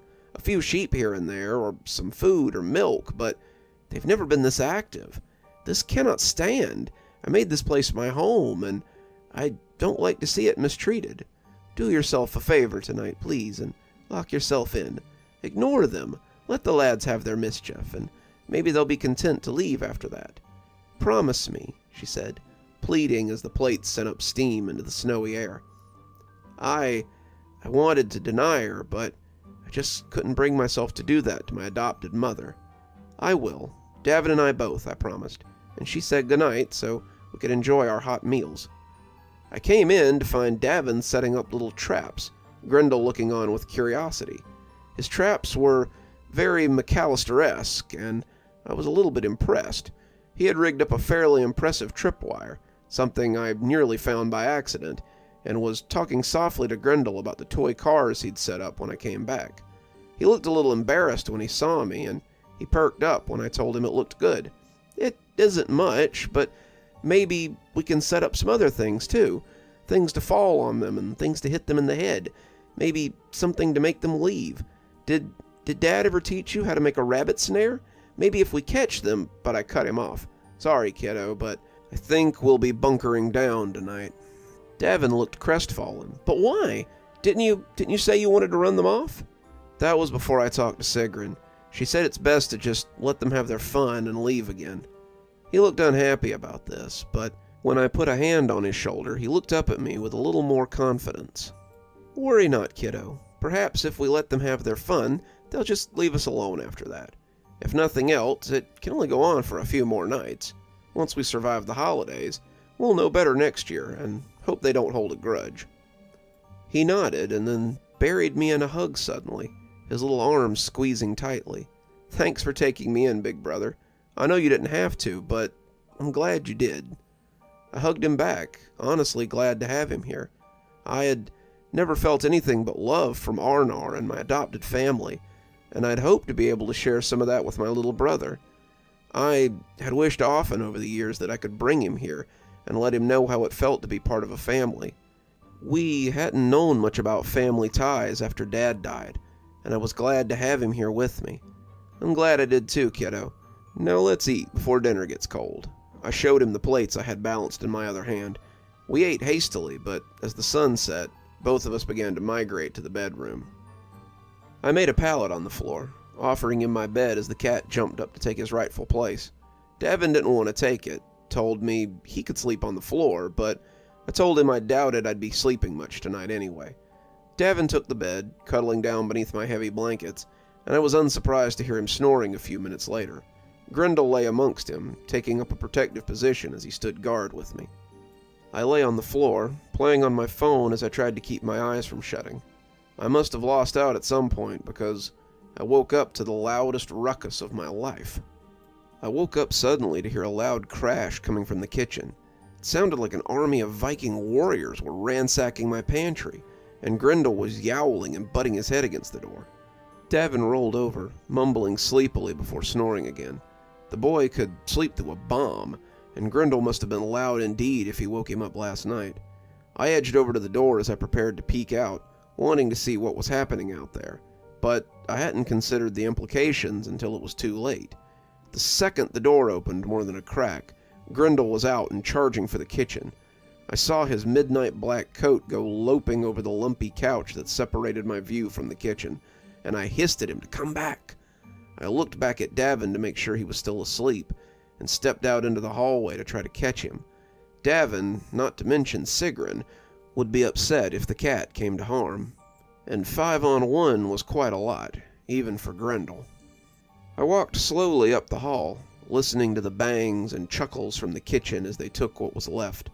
They weren't being particularly gentle as they rooted, but it all came to an end as a loud, angry yowl quieted them. They screamed in a high chipmunky way, and I heard pans rattle and feet slap as they took flight. Grendel chased them out, a hissing, yowling ball of fury, as something cursed and hooted over the sounds of an angry cat. I saw them pass, 5 lumpy somethings that passed into the living room, and Grendel came bounding behind them. I moved to help him, not wanting them to gang up on him, but I wasn't quite fast enough.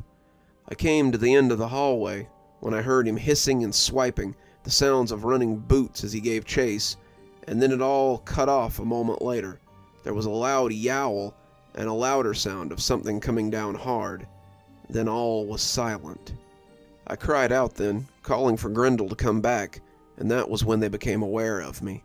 I couldn't see much in that dark soup of the living room, but I could see their eyes as they turned to regard me. I could see 5 sets as they turned in my direction, and they were like animals caught in the flash of a camera. I lost my nerve as they started moving in my direction, and God forgive me, I ran. I got back to my room and closed the door, locking it a second before it began to rattle. I prayed that Grendel was okay, but I also hoped that if he was dead, it was quick. As it rattled, the little creatures hooted and howled on the other side, and I began to wonder if I would be next. Davin woke up as something like a battering ram hit the door. Whatever it was on the other side, it was heavy, and by the hollow booming, I thought it might be the one stealing my pots. They got bored pretty quick, but I didn't sleep for the rest of the night. I could hear the lads raining destruction down on my poor home, and as Davin shuddered against me, I assured him that everything would be okay. He was scared, and he wanted to go out and make sure Grendel was okay, but I kept a hold on him and told him the best we could do was hope for the best. I winced as something broke, the shattering glass muffled by the carpet, and was filled with equal parts impotence and rage. They left before dawn, and I felt safe enough to poke my head out to assess the damage.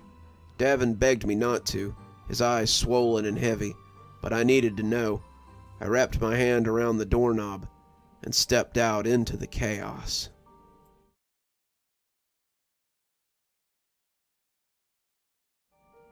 December 17th, Askasleikir.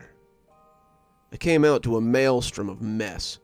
As bad as it had been the morning before, it was 10 times as bad now. As I came into the living room, I wasn't sure there was one piece of furniture still upright. The TV had been pushed over, the cord cut, and the screen cracked. The couch was overturned, and my recliner was sliced and pierced. The coffee table was so much kindling now, and they had ground mud and food into the carpet. Someone had taken coal from the coal box and scrawled messages on the wall in a language I couldn't read, and the table was gouged with runes and strange marks. The worst part was that Grendel was nowhere to be found amongst the mess. I moved into the kitchen, hoping maybe I'd find him there. The kitchen was equally as wrecked. Plates and mugs lay in pieces across the linoleum, some of it having been peeled up in ribbons. The bake light on the front of the stove had joined it after being shattered, and the smell of spoiled lamb stew lay heavy amongst it. There wasn't a pan or a pot left in the house, the silverware absent to the last teaspoon. What they hadn't eaten or taken, they had thrown around the house, and the whole thing just made me angrier.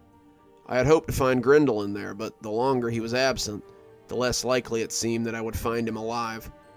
I looked for him high and low, figuring they had simply killed him when he ran at them. But when I heard him sadly mewing, I honed in on the sound. At least we wouldn't have to bury Davin's cat today, I told myself, as his mews brought me to the laundry room off the kitchen. His meows were coming from the chest freezer, beside the 2-tier washer-dryer, and the small utility room where I kept my meat. The poor thing had been closed inside, and he was shivering pathetically as he tried to push the door open. He jumped into my arms when the freezer came open, and the fearsome little beast butted his head against my chest as he tried to find warmth. It seemed that in these dire times, even Grendel was willing to make friends with his enemies. Davin held his arms out for him when I came into the room, and the big black feline jumped into his arms like a kid at the end of a school day. Davin rubbed his cold fur, trying to get some warmth back into him, and the cat looked at me as if to say, Thanks. I guess you aren't completely useless. Davin was mooning over him when I left, yawning as I thought longingly about my bed. I wanted to curl up with my brother and the cat and sleep in a big warm pile as the mess sat outside. Instead, I began cleaning up. The longer I cleaned, the madder I got. This was too far. If I hadn't found him earlier, Grendel could have frozen to death. They were attacking in numbers now, Potscraper amongst them. Tonight there would be 6, and if Grendel patrolled tonight, he wouldn't do it alone.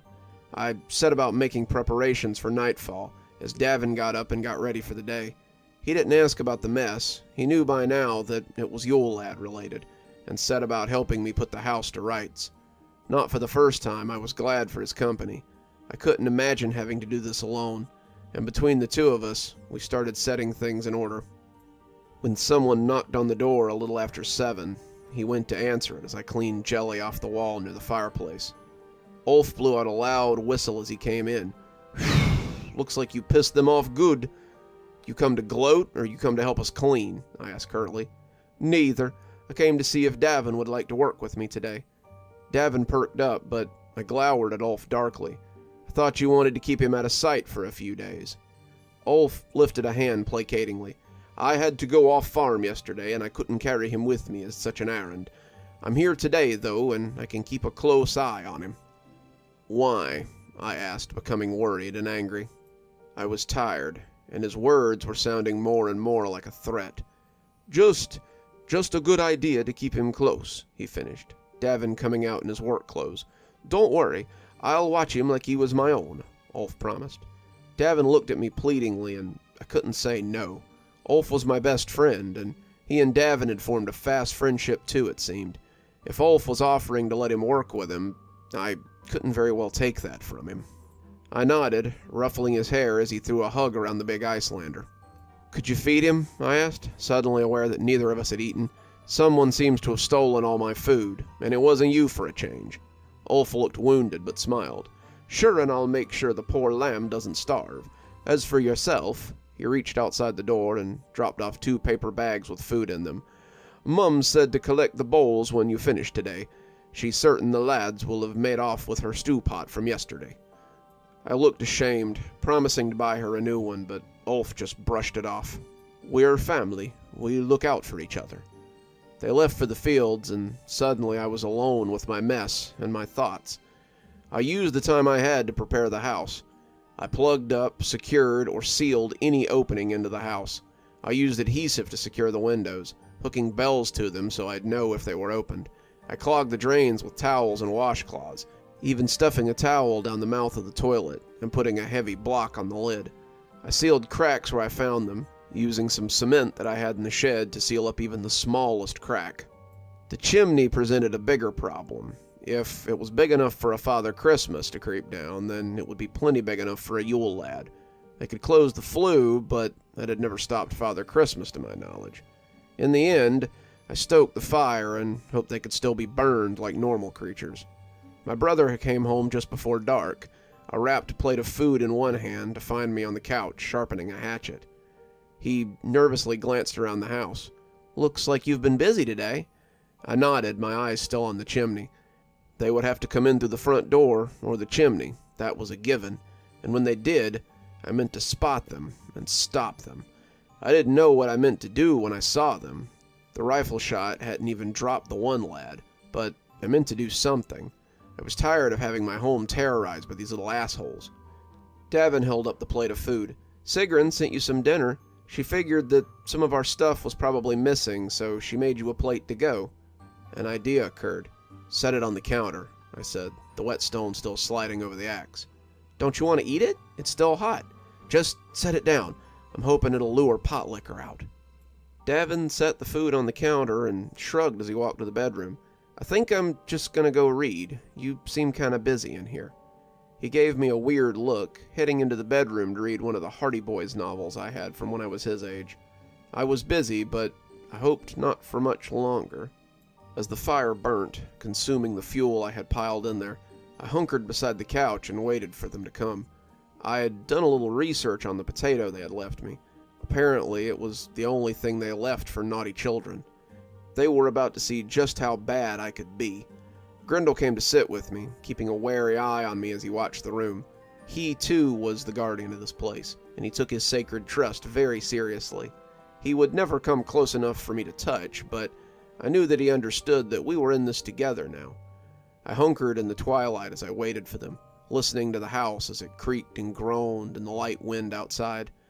I had lived here since I came to stay with them after my father died, and to me, the house was as much a member of the family as Ulf or Arnar. I knew the house, top to bottom, knew how it groaned in the wind, how it seemed to hold its breath in the snow, and how the roof beams seemed to sigh on sunny days. That was a part of my anger as well. They were hurting my house, hurting my friend, and I couldn't let this go on. It was around 1 a.m. when the soot of the chimney started to powder down into the flames. I had only recently added more fuel, creeping back to my spot as my sleepy eyes tried to close. As the ashes rained down, I felt a surge of adrenaline roll over me.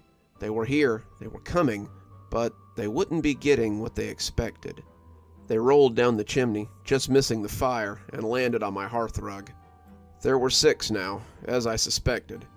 Sheepcoot, with his wooden leg smoking, Gully Gawk with his frothy beard and little pig eyes, a bandage on his right arm that I was glad to see was paining him. I saw Stubby, who was at least half as tall as the rest and covered in pans, Spoon Licker, thin and haggard, Pot Scraper, wearing a bandolier about his rotund body. Finally, there was a strange 6th member tonight. He was dressed in what could kindly be called armor and jokingly be called an assortment of wooden pots. They had once been used to store food under people's beds, and their lack of iron probably made this ideal for a creature like him. The lid would serve as a helmet, his yellow eyes peeking from beneath it as he held a long hook on the end of a wooden staff. He looked around warily, not as lackadaisical as the others, and seemed to be on guard as he moved for the fridge. They all reminded me of goblins, their skin looking like uncooked dough, and their features pointy and menacing. All of them had knives in their belts, Stubby's blade little more than a sewing needle, and Pot Scraper had an assortment of jars and bottles and a pepper mill on that bandolier around his chest. They all looked like homeless Santas, red coats, red pointy hats, scabby white beards, big, dirty, homemade sweaters poking out from beneath their overalls. But in the firelight, they all looked more like evil elves who had broken free of a toy shop. Even the armored Askasleikir looked like some child's idea of a knight as he held his polearm and slunk around. None of them were taller than 3.5 feet, though, and I was pretty confident that I could bowl them over and send them running. They set straight to their work. Stubby checked for pans.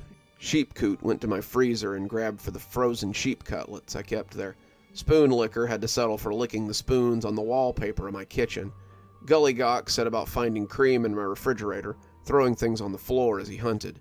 Pot Scraper went straight for the leftovers, as I had known he would, and selected a jar from his belt to season them with. I saw the stalking form of Grendel as he moved in on Spoon Licker, and I prepared for my own charge when he attacked. I clenched my axe and lifted the bat in the other hand, the end studded with nails that I hoped the legends would be right about. Grendel stalked closer, Spoon Licker oblivious to his approach. The other lads were about their tasks and never so much as noticed as I slunk stealthily around the couch. The bristling Tom let out a single yowl as he leapt. The daffy troll turned to look up just as he was buried under a pile of fur and claws. Spoon Licker cried out in a guttural voice like a soccer hooligan, and the other lads were in motion as they looked around to see what was going on.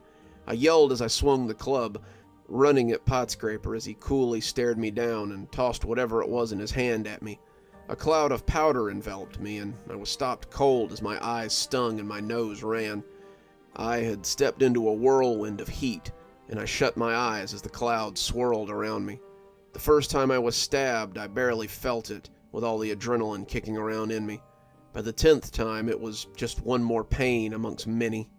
They stabbed me in the ankles, in the legs, in the calves. Stubby jumped up and drove the needle right into my ass cheek, and I swung the club and axe around like a blind fool. I struck things off the counter. I hit the refrigerator with a metal clong, and the powder around me never seemed to dissipate. I heard Grendel hiss and spit, yowling as he savaged something, and when the stabbing stopped, I was aware of being on my knees. My eyes were on fire, the black powder seeming to proliferate, and I set about in my blind state to stop any of them from getting closer. There was a scuffling sound, Grendel still hissing and spitting as he chased them, and then silence. I coughed, eyes still burning from whatever pot scraper had thrown at me. My breath felt hot and heavy as I sucked it in, and the tears streaming down my face were thick and angry. I put my hands out, feeling my way to the sink, and tried to wash the mess out of my stinging eyes. I could feel the powder coating my face like sand, and as the water hit my skin, the scrim came off like makeup. The heat intensified for a moment, reacting to the water, but as it washed away, I felt relief and managed to open my eyes. I tensed up as something butted against my wounded leg, but it was only Grendel, the sleek black Tom limping a little but otherwise fine. Davin stood in the hallway, peeking at me from the doorway as he took in the scene. It was a real mess in here. The refrigerator had a big cut from my wide swing. The bat was sticking out of the hardwood floor like a ghastly tumor. Dishes had been smashed, and metal bins and holders had been upturned across the counter floor. Flour and powder were everywhere, and as my vision stopped wavering, I knew I'd have a big mess to clean up tomorrow. "Are they gone?" Davin asked, looking scared and curious. I sighed. "Yeah, kid. For now."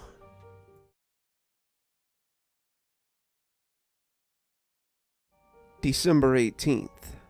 Herdeskitlish. Arnar came to see me the next day. Davin had left early that morning, and I'd been asleep on the couch when he knocked. The farmer looked embarrassed, and I figured that Ulf had something to do with him showing up. He took one look at my stiff gait and blotchy face, and shook his head. He must have known they would come for me, and I couldn't help but feel that his insight might have helped me get the better of them. "I'm sorry for the way I spoke to you, lad. We had no sheep go missing last night.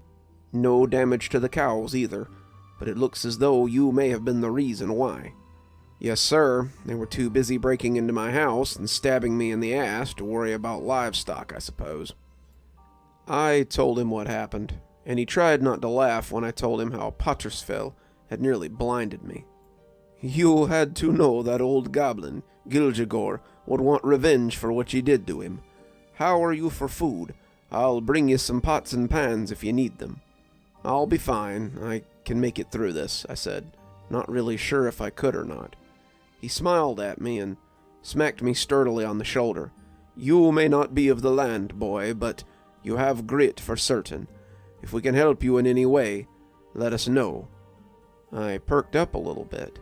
"I could use some hands tonight. It's 2 against 6 and 7 tonight," he said, looking sheepishly away. "I can't promise any of the men will come to your aid. They're superstitious. This is an old place, and up until now we've lived in peace with the fairies and the old things. There's talk that you and your brother are the reason that they're angry this year," he confided, spitting it out like a sour taste. "Us? How? I've been here longer than any of the other hands. I've never even seen one of these lads until this year. I know, but they hear your brother talking about Father Christmas, and, lad, that's not of our land. They think that his talk has angered the Yule lads, and they're taking it out on us." I looked at him steadily. "I hope that you and Ulf don't think that way." "Never think it, boy. To me, you and Ulf are my sons, and Davin is quickly taking a similar place in my heart. I love you, boy, and I don't want to see you hurt." "So," I said, building up my resolve to ask the question, "will you and Ulf stand with me tonight?" He breathed in a long breath, and I could see the mustache rustle under the assault of his nasal inhale. "I'm sorry, boy. I love you, but I can't stand against Fae. Maybe if you apologize to the lads and made a sacrifice of some kind, they might be placated and leave you alone." I shook my head, finding myself more hurt by his refusal to help than I had thought I would. "I won't placate them. They attacked my house. I can't stand for that." "Be reasonable, boy. You can't fight the Fae and win. They're older and craftier and stronger than we mortals are. I'm tired, Arnar. If you need me, I'll be here, defending my home. I'm probably going to take a bit of leave until the situation is resolved." He sighed, but he nodded. Good luck, boy." With that, he left us to our fate.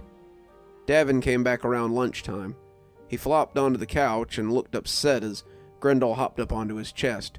He stroked the cat and watched me clean up the little bits of grime left behind. I noticed how quiet he was after a few minutes and asked what was wrong. I wasn't sure at first that I was going to get an answer. One of the farm hands said he wouldn't work with me. We were supposed to be herding sheep, but he told Ulf that he didn't want to be around me since we had offended Faye. I felt anger creep into my guts. "Who was it?" I asked through clenched teeth. "Ulf told me not to tell you. He said it's not their fault. They're all afraid of what could happen to their homes and their families. Ulf said that we should make an offering to the lads, maybe try to make amends." I lifted the leg of my jeans and showed him the wound from last night's assault. "You think I should reward them for this? I'm not giving in to a bunch of little ankle biters who want to attack our house. Tonight, I'll show them what they're up against, and we'll see who makes a fool out of who." I realize now that was the lack of sleep talking, but at the time I was filled with rage that these things were coming into my house. At first, they had just been cute little legends about holiday pranksters, but now they had become some sort of ever-present boogeyman that waited until nightfall to strike. I wouldn't have it. I wasn't going to get sliced up in my own home and just let it lie. I'd be ready tonight. I wouldn't be the only one bleeding this time. Little did I know that tonight would be a change of tactics for them. When the sun went down, I set about preparing my home for war. The windows were secured with caulk. The doors were locked, bolted, and weather-sealed along the base. The chimney was plugged with an assortment of blankets and barbed wire from the shed. I lit no fire that night, and as I hunkered in the living room, I shivered against the cold. The wind was howling outside, and I found myself nodding as the hours passed in silence. Davin and Grendel were in the bedroom, snug in their bed, and hopefully safe from all this. I'd given Grendel the night off after his hard work last night. He was sitting on my brother's chest when I left the room, licking his wounded leg and watching me go with a sense of determination. If any of them made it into the room, they'd have a fight on their hands. I shook my head to clear the sleep. They'd be here soon. They had to be. What kind of game were they playing? They were never consistent in their arrival, and I suddenly wondered if they were still going about their usual holiday duties. Was I just a box on their checklist? Were they still leaving presents and causing a little mischief in other houses? The more I thought about it, the more heavy my eyes became, and before I knew it, I was snoring against the arm of the couch. I was roused from sleep around midnight by the last sound I expected to hear in my house. The front door creaked open before slamming shut hard enough to rattle the windows. I bounded up from beside the couch, my hurt legs stiff and asleep after having knelt for so long.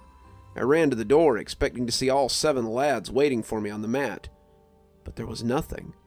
I checked the door and found that it was still locked. I looked at it sleepily, trying to decide if I had imagined it or something. That's when the cabinet started slamming. It started with the pot cabinet. It was empty, of course. The lads had stolen all my cookware, and the door crashed open and shut in a quick 3-lick pattern. Then it moved up to the pantry, the door creaking open as the thick wood slammed shut with enough force to rattle the hinges. I'd run into the kitchen, weapons at the ready, but there was nothing there. The doors opened and closed, and all the while, there were no hands to move them. Then the cupboard under the sink joined the chorus. The dented refrigerator door swung drunkenly open, the light blinking before the door slammed shut again. Even the sliding door on my bread box was opening and slamming shut, the glass shattering as it connected with the frame, though that still didn't stop the tracks from running back again. It was like something out of a poltergeist movie, all the doors slamming shut on their own accord, their rhythm hellish in its volume. When the hallway door slammed as well, I jumped and spun, ready to attack, but found nothing but air. They were all doing it before long, a thunderous cacophony of slamming doors and creaking joints. I put my hands over my ears and tried to block it out, but it was impossible. Finally, I went and sat in the bedroom, Davin sitting up in bed and holding a squirming Grendel. I shrugged at him tiredly. Guess we have to put up with this until daybreak. How wrong I was.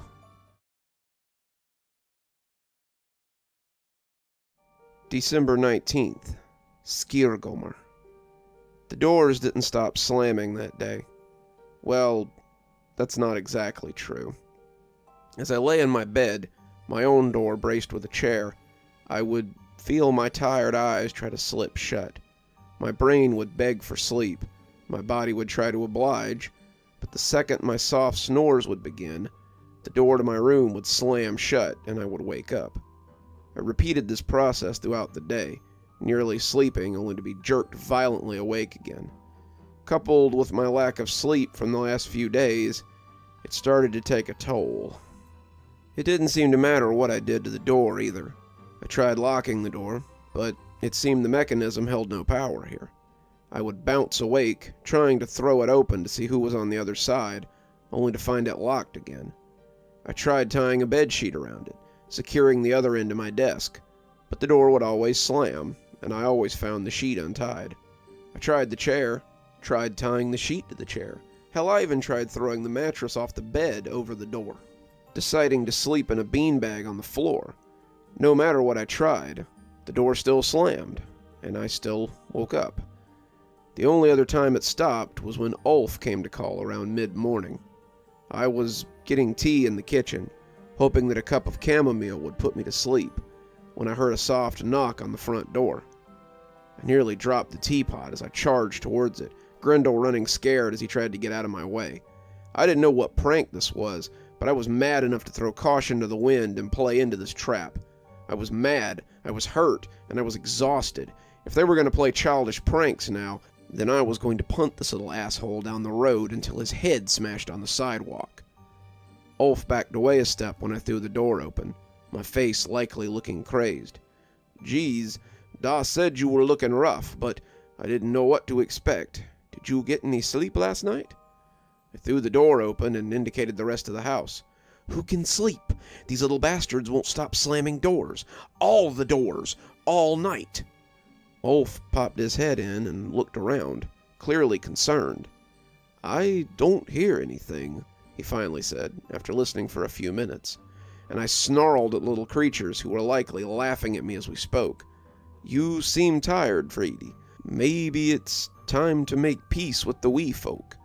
I know they beat you up pretty bad the other night, but it's best not to be on the wrong side of Faye. Just make your offering and put this all—" "Have you come to help me or not?" I asked curtly, not wanting to hear this after the night I'd had.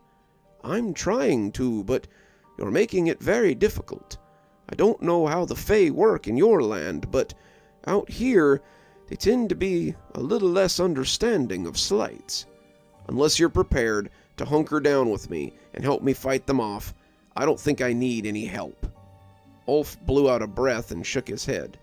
"I'll let you rest. Maybe tomorrow you'll be in a better mood." With that, he left. The second I closed the door, I heard one slam shut somewhere in the house. It went on like that all day. The doors slammed repeatedly, but never in the place where I was. As I came stumbling awake, whether I was in my bed or on the couch or on my feet like some cow in the field, silence would stretch just long enough for me to doze off again. Then it would start, and I would be brought awake again. Davin had gotten more sleep than me, but I could tell that he too was starting to feel it. Grendel seemed in a constant state of ears laid back, and we were all tired of being cooped up in the bedroom.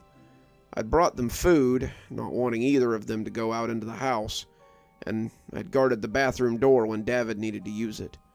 I'd become very paranoid about Davin's safety, especially after the comment by the other hands. As he emptied his bladder, Davin made one more attempt at sanity. "Why don't you just apologize to the lads?" I'd been dozing when I shook awake and asked what he'd said. I said, "Why don't you just apologize to the lads? They're wrong, but we don't seem to be able to beat them. Why not just admit we did something that we shouldn't have and make this stop?" I sighed. Not him, too. I can't just apologize to them. They're wrecking my house. They hurt Grendel. They hurt you. I can't just say sorry and pretend that none of this ever happened. Davin flushed the commode and walked out, looking at me with a tired scowl. I don't know, it just seems like this is a lot. How much longer do we have to do this? 5 more nights, I said, my brain having focused on that fact for a few days now. After Christmas, we'll be shed of them. And if this happens next year? He asked. I paled. I hadn't thought of that. What if this was just the new normal? What if every year for 2 weeks I had to fight or run from these vengeful lads? No, I told myself. No, it couldn't be. Things would be different next year.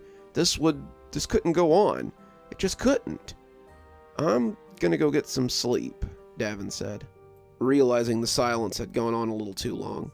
You should get some sleep too. You look like you're going crazy. Instead of sleeping, I just lay in bed and let the thoughts roll through my head like a horde of beetles with dung. The door still slammed periodically. The cabinets joined in every now and again. And as my eyes got heavy, my mind kept wandering over the events of the past few days. The lads were the easiest ones to blame for this, but was it possible that they were just a scapegoat? I'd been thinking over what Davin had said, about how the farmhand said that he wasn't of the land, and I wondered if the Yule lads were just a means to an end.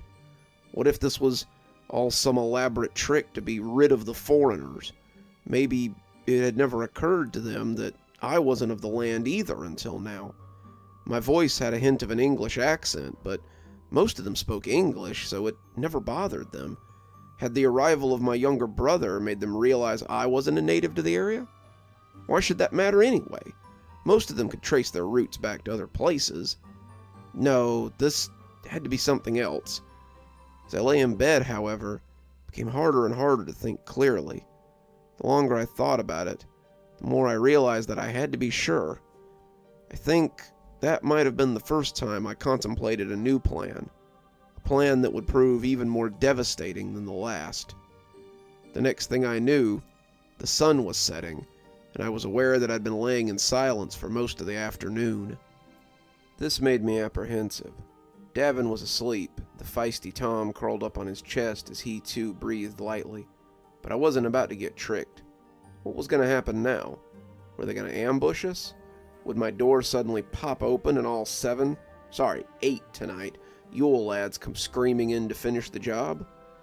Why would Scrimgeour's brothers come to my house anyway? I had no skyre for him. I had seen the last of it stolen days ago. Why would any of them bother to come back, for that matter? I still remembered the legend. I was still operating under the assumption that they were playing by the rules. My eyes had just started to get heavy when something new woke me up. My eyes popped open like a cartoon character, and I made a disgusted sound as I wrapped my fingers around my nose. The smell was undescribable. It smelled like curdled milk, like spoiled cheese, like unwashed flesh that's been soaking in curds. I heard heavy footsteps in the hall, followed by a trumpetous breaking of wind as the owner rambled through my house. The flatulence was followed by another, the owner groaning as a new smell joined the throng.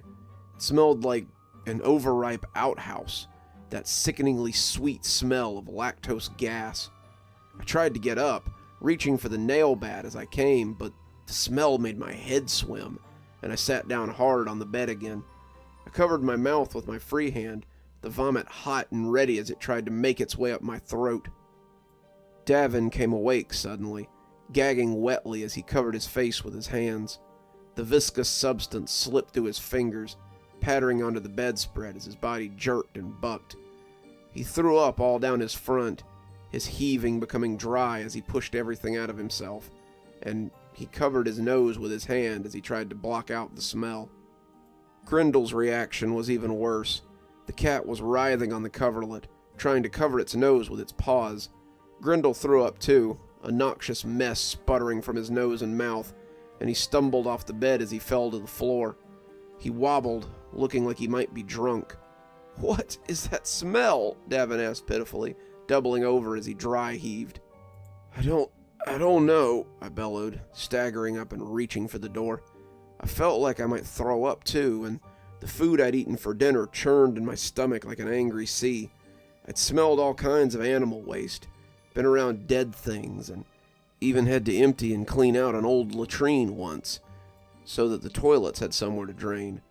But nothing was like this reek. I twisted the handle, but the door wouldn't open. I wrenched on the handle, but the door was held by something. Was this Herdiskilder? Some kind of reverse of his power?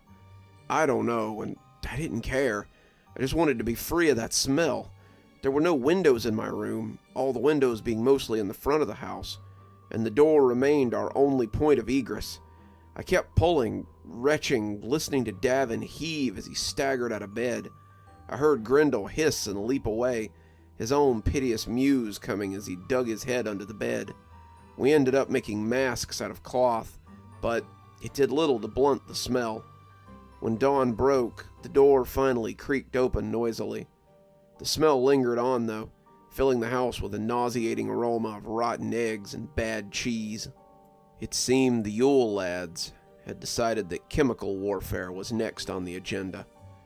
It was, in that very moment, my face covered with a bandana, as I began unsecuring every hole in my home, that the plan came back to me. If the Yule lads had decided to take it up a notch, then so could I. Tonight, we'd see who got who. Tonight, we'd see just how far these lads were willing to take it.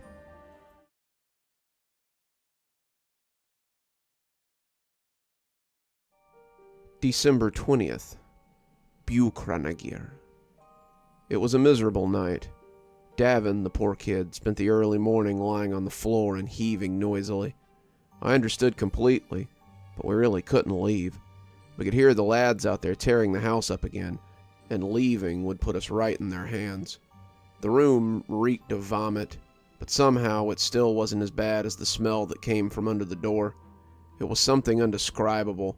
Rotten cheese and spoiled milk, garbage left out in the sun, an old animal carcass in the first few days of rot, other fouler things I didn't have a name for. It was terrible, and when they left, we came stumbling from the room like drunkards. I drank in the slightly less stagnant air like a drowning man, and when Grendel came flying out of the bedroom, he ran straight out the front door and didn't come back till nightfall. The cat wobbled badly, almost running into the couch as he went, and as he doubled, I kind of thought I might be more than nauseous. Ulf and I had drank quite a few times, Icelandic spirits being very different from the English drink, and when I fell, I grabbed the hallway carpet to stop from falling off the earth as it spun. I felt like I'd spent a night out with the farm hands. When the nausea passed, or at least lessened, I left Davin in the bathroom, the poor kid still dry heaving into the basin. It was time to get to work. I knew what I needed, but I wasn't sure if I could find it. I went to the shed and started pushing things aside as I hunted. I found a big wicker basket that Sigrun used to carry food in sometimes, and freed it from the muck it was sitting in.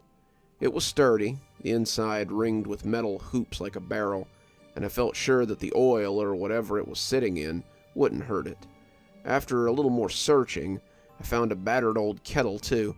It fit into the basket easily enough, and as I moved it, I found something interesting beneath it. I grinned as I pushed it with my foot, seeing the rust, but knowing it would still work. I tossed it into the basket and headed for the door, needing to get started. My foot hit a bike lock as I left, nearly tripping me, and I added it to the basket as well. It might help me secure the surprise inside. I went back inside and fished out some sausages from the freezer. I'd have to hurry to get ready for tonight, the day sprinting by like it was on skates. Bugnikreikir would be coming, and for this to work, I would have to be quick and a little bit lucky. I started cooking sausages right away. I had set the basket up before coming in, figuring the lads wouldn't see me all the time. Well, hoping they couldn't anyway. If they could, then nothing I did would matter, but if they could, then surely I wouldn't be able to shoot one. As the sausages finished cooking, I placed them carefully into the basket. I arranged them in a haphazard pile so they hid my surprise at the bottom, and carried them carefully into the living room. One false move, and the surprise would be over, so I had to be as careful as possible. Bjuknakragir might fall for it once, but if I tipped my hand, he'd never fall for it again. I set the sausages around the surprise, making each movement carefully so as to look natural. I had to be slow. I didn't want to set it off and ruin the bait, but I also needed to hurry. The days were short now, and the height of the winter was coming. It would be dark before I knew it. Soon I had the basket sitting on the counter, the wicker heating up as the enticing smell of meat did battle with the foul residuals of the night before. I heard Grendel leap up onto the counter and sniff at it. I hissed at him, not wanting him to bother it, but that's when I heard the creak from the rafters. Was it that late already? I looked out the window and saw that the sun was sinking low. There wasn't much time. I laid one of the sausages on the counter, enticing Grendel to stay, but he didn't need much in the way of incentive. He had heard the creaks from the rafters and was content to lay next to the warm basket and eat his dinner. His eyes never left the ceiling, though, and I could track the lad's progress as my living room was filled with the delicious smell of cooked meat. Davin came out of the bathroom, looking pale and wobbling with each step. When I offered him one of the smoked sausages, he turned green and stumbled towards the back of the house. The smell of bad cheese still lingered, but it was now just a ghost of the scent it had been before. It was still a pungent reminder of what would return tonight, and I couldn't suffer another night like that. I doubted that any offering I could muster up would appease the lads. It had been a long time since some human had dared to attack them, longer since one had tried to defend his home from them, and it was likely an insult that I wouldn't gift my way out of. But maybe there was another way. I yawned theatrically as I pretended not to hear the roof groaning. I was exhausted, but I knew that sleep was unlikely to come tonight. Maybe not for the next few nights. If this went as planned, I might be up for the foreseeable future. Though I was hoping I might finally get a good night's sleep at some point. Either way, something was going to have to give. I picked up Grendel and started walking towards the bedroom, yawning again for good measure. He wiggled a bit, clearly not wanting to leave, but when I looked at him, he seemed to understand what we were doing. I hadn't smelled cheese or heard a door slam since last night, and I suspected that the lads thought they were going to get a good meal out of me before they started up their shenanigans again. Then what, I wondered? Would they begin anew with a full belly? Would they leave me alone and go back to the Fae satisfied? I doubted it, but we'd see. I got my supplies ready and went back to the door, preparing for the battle to come. I cracked it a little, the newly oiled hinges moving silently as I waited to hear the sound I'd been listening for. The ceiling creaked as Sausage Snatcher scoped out the scene, and as he shimmied down to inspect the basket, I saw the back of the fat little goblin who barely fit in his red coat. His clothes were shabby, long grease stains from the fingers he'd wiped down, making rivers of grease that circulated the garment. The pants looked ready to split, and he wore no shirt beneath his coat. His chubby arms poked out like the sausages he loved so much. He landed with a loud bump on the countertop and put a tentative hand onto the basket. He pulled out a single glistening sausage and stuffed it piggishly into his mouth. He was apprehensive, not expecting to find his favorite treat in the house of an aggressor, but whatever served him for a brain was clearly not accustomed to asking a lot of questions. When the first sausage went down okay, he grabbed another and threw it into his greasy mouth. He chewed loudly, the food falling on the countertop. I could see his teeth as they glistened in the semi-darkness, another sausage disappearing into his grubby maw as he chewed noisily. The folds on the back of his neck jiggled wetly as he ate, the sound of his chewing almost as nauseating as his brother's smell. I crept from the room, bat in one hand and axe in the other, using the smacking and snarfing as a cover for my own footsteps. Grendel crept along at my side, glancing up every few feet to make sure I hadn't lost my nerve. We likely looked ridiculous, a pair of children playing pretend, But the large lad eating my sausages was not to be taken lightly. I glanced around, figuring that Door Slammer or Cure Gobbler were probably close by too. Maybe they hadn't seen us yet. Maybe they had. Nevertheless, I slunk quietly to the edge of the hall and waited to see if my trap would work. The little porker was gobbling the sausages, hands stuffing them into his pockets almost as fast as they were shoveling them into his mouth. He hadn't even looked up from the basket since he'd begun eating, and this whole purpose seemed to be making the sausages disappear into one hole or another. He'd been getting close to the bottom of the basket now, his pudgy hands scraping the bottom as he kept gobbling the sausages. I had cooked a lot of them, 5 or 6 pounds, and I wanted him to be nice and comfortable when he finally found what was at the bottom of that basket. I was about 5 feet away when I heard the trap snap, and Buchnekrieger started to scream. As he started yelling, sending sausage bits flying, I couldn't help but grin maniacally. Damn, but it felt good to hurt one of those things. His arms and shoulder were stuck in the bear trap, the iron clearly hurting him, and the basket tipped and bounced as he tried to push himself free. As I ran up to grab the basket, and the lad, he turned his head to look at me, and I saw fear in those piggy eyes. Door Slammer sprang out then, popping from beneath the sink, and Skewer Gobbler came out of the pantry, propelled by a loud belch and the rotten smell of curdled cheese. He yelled at me, and I became aware that the smell was coming from his mouth. When he opened his gob, the 5 teeth that were left looked sad and embarrassed to be there, the scent flooding out like a wave of noxious gas. I wasted no time, though. I lifted the bat and pointed to Sausage Swiper. "Stop, or I'll kill him right here. These nails are iron and he's already hurt. Take one more step and I'll end him right now." Both lads looked unsure, not entirely certain what to do with this unexpected event. They looked at each other, seeming to have a silent conversation amongst themselves. I had heard that sometimes close siblings can do such a thing, and given their supernatural nature, I wondered if they might have some sort of telepathy. I'd expected they might try to bargain. Maybe they would even call the other lads to attack me all at once. But instead, the two just vanished in a haze, and the smell of Skewer Gobbler evaporated too. I glanced around, expecting an attack, but it never came. Suddenly the house was empty except for the screaming of Sausage Swiper. He was feverish, trying to shake himself free as he looked around, clearly expecting his brothers to come back. He'd been abandoned, his blood staining the sausages a deep red. I could see it as it pooled on the counter beneath the wicker basket, and the sight filled me with hope. I'd done it. I'd caught one. My joy was short-lived, though, and quickly turned to confusion and dread. Much like a dog who's caught his tail, I didn't know what to do with him now that I had him. I'd expected his brothers to want to make a deal with me, not just to leave him like this. As the silence permeated the house, I just shrugged and picked up the basket, taking it to my room for safekeeping. I guess there would be no sleep for me that night after all. That night, I watched the little monster until the break of day.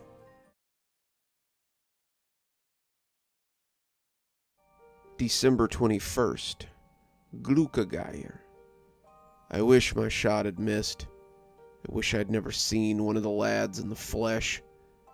I wish I'd made my offering. I wish I'd just left Iceland forever with my brother.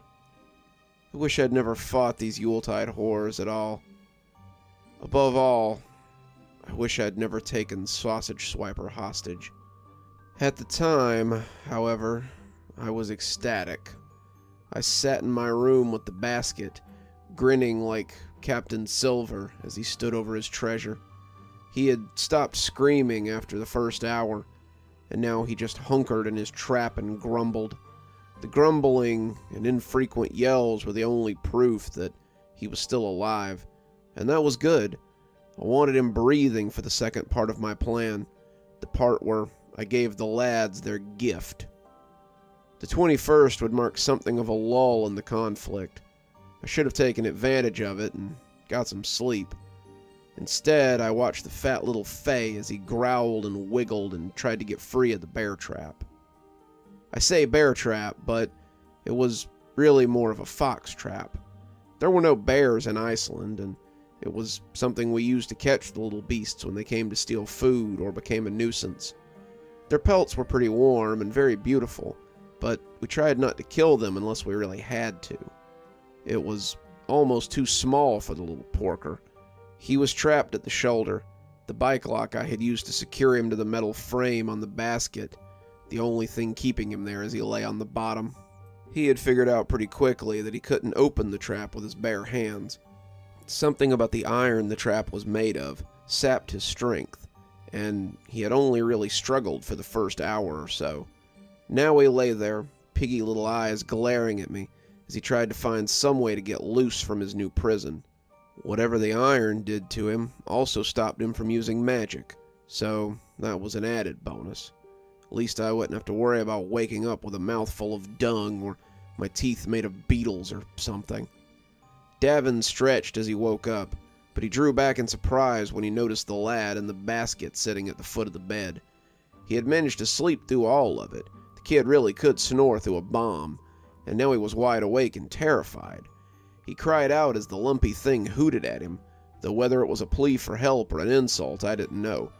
What is that?" he said, making the lad wince from the loudness of his voice. "This is Sausage Swiper," I said, as though it were obvious. "Okay, well, why is he in our bedroom?" "I captured him." "You did what?"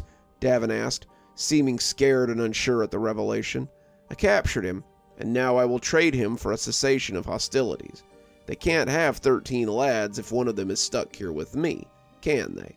They'll want a bargain, and if they don't give me what I want, then they won't have what they want." "But what's to stop them from just coming in and taking him?" Davin asked, his face scrunched up. I looked unsure as I tried to think of an answer for that one. Somehow this was something that had only now occurred to me. Of course they'd just come in and take him. Why would they bargain with me? There would be 9 of them tonight. More than enough to take 2 humans and a cat. Even if I stood them off here, how long could I hope to hold them out? Hell, one of them could just open the door. Unless I got prepared real quick. "Davin, watch him," I growled and grabbed my coat. "Me?" he asked skeptically. "Yes, I just need a few things from the barn. I'll be back in less than an hour. Don't let him out of the trap for any reason. Do you understand?" Davin nodded, though he didn't seem to like it. He threw a hug around my middle as I went to leave, and I could feel wetness on the front of my shirt. He was scared, of that I was certain, but I hadn't stopped to think how strange this must be for him. He was used to living in the city, where the most dangerous thing was the pedophile on the floor below you, or the stray dog who was hungry and looking for food. These lads, couldn't be picked up by the police or trapped by the dog catcher. These creatures were supernatural, and whether I had meant to or not, I had brought him into all this. I wrapped my arms around him, trying to remember that I had started out with the intention of making this the most memorable Christmas in Iceland. I guess I had succeeded there, for better or worse. "Don't worry, kid. This'll all be over soon. Next year we'll laugh about it." I pray now that I'm right. When I poked my head in an hour later, Davin was still sitting on my bed, staring at the little creature in the basket. Sausage Swiper was staring right back, trying to commit his face to memory, it seemed, and Grendel was sitting on Davin's lap, his eyes intent on the little guy in the trap. I looked at Davin and gave him a thumbs up. He returned it, and I closed the door behind myself. With the prisoner under watch, it was time to set my plan in motion. I set up an array that would have put Kevin McAllister himself to shame. I had swiped more traps from the shed, whole boxes of 10-penny nails, wooden boards of carpet tacks that we had saved for some reason, barbed wire, several horseshoes that I thought I might be able to rig up to fall on the would-be intruders. I set most of them up in the hall and the kitchen, around the fireplace too, in case they had come in that way. I strung the barbed wire up in the hallway, crisscrossing it so I could step over it, but the lads would have a time getting around it. I finally just set some of the horseshoes up on the door, hoping they would fall on them, but I kept a few back for later. In a pinch, I could throw them, I guessed. I put hay over the top of all of it, sprinkling nails and the nail strips amongst it so they would step on them and not realize it. All the while, I felt like someone was watching me as I worked. I kept glancing around, trying to see if Ulf or one of the other farmhands had come to find me spreading hay in my house, but no one was ever around.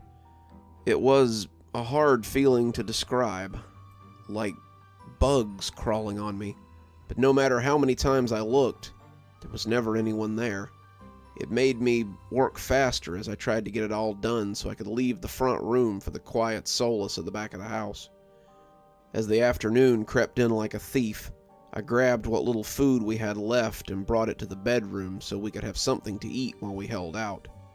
"Who comes tonight?" Davin asked, munching on a granola bar as he leaned against the bed.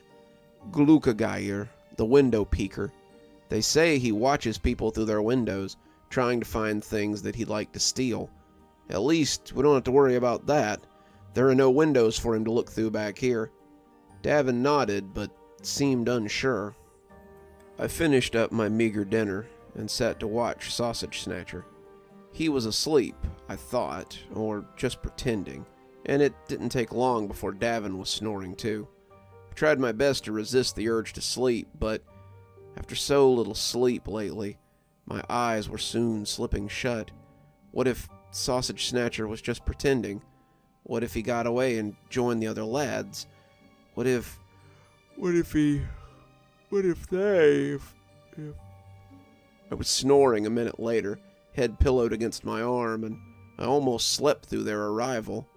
I snapped awake when I heard the front door bang open and was on my feet in a heartbeat. My watch said it was 10 o'clock, and I looked at Sausage Snatcher to find him awake and grinning at me. He garbled something in his flimmy language, but I didn't understand him. He started shouting, raising a yell from his prison, and I heard the sounds of boots moving towards us.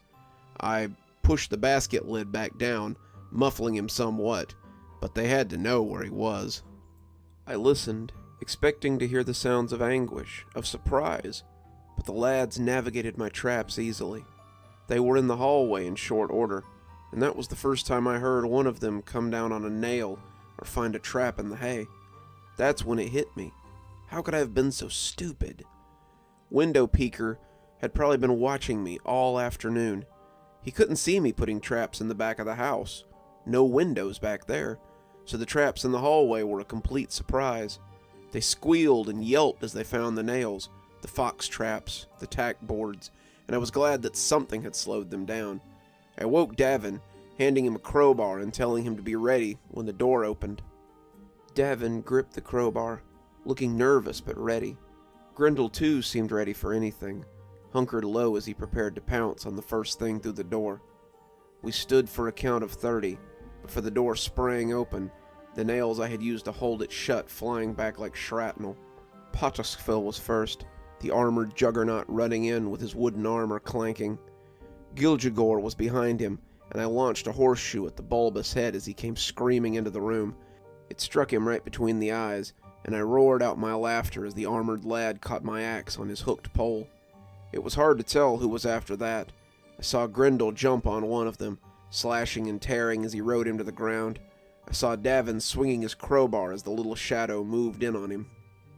But he drove them back, and when I planted a foot on Pottersville and rolled him back into the hall, I saw many of them retreating after him. We chased them out into the hall, the traps slowing them as they ran for the door. The two of us came whooping and hollering into the living room, the 9 of them in full flight. They were leaking tar and squealing in surprise, their attacks thwarted as they ran into the night. We gave chase. We stood in the doorway and watched them run, both of us winded, but knowing that we had done well. Our victory, however, came at a cost. As the two of us returned, grinning and talking about tomorrow night's battle, we noticed the black shape lying on the floor of the bedroom. Grendel was breathing quickly, but his flank was bloody, his left leg curled and dribbling on the floor. Davin went to him, crying but unsure how to comfort him. He'd been stabbed and kicked, and he looked up at me with eyes that begged for help. Davin broke down, his tears spilling down his face. but I wasn't about to let them take Grendel from us. The lads had taken too much already. "Wrap him in a blanket," I said, scooping up the basket as I turned for the door. "Sigrun will know what to do with him."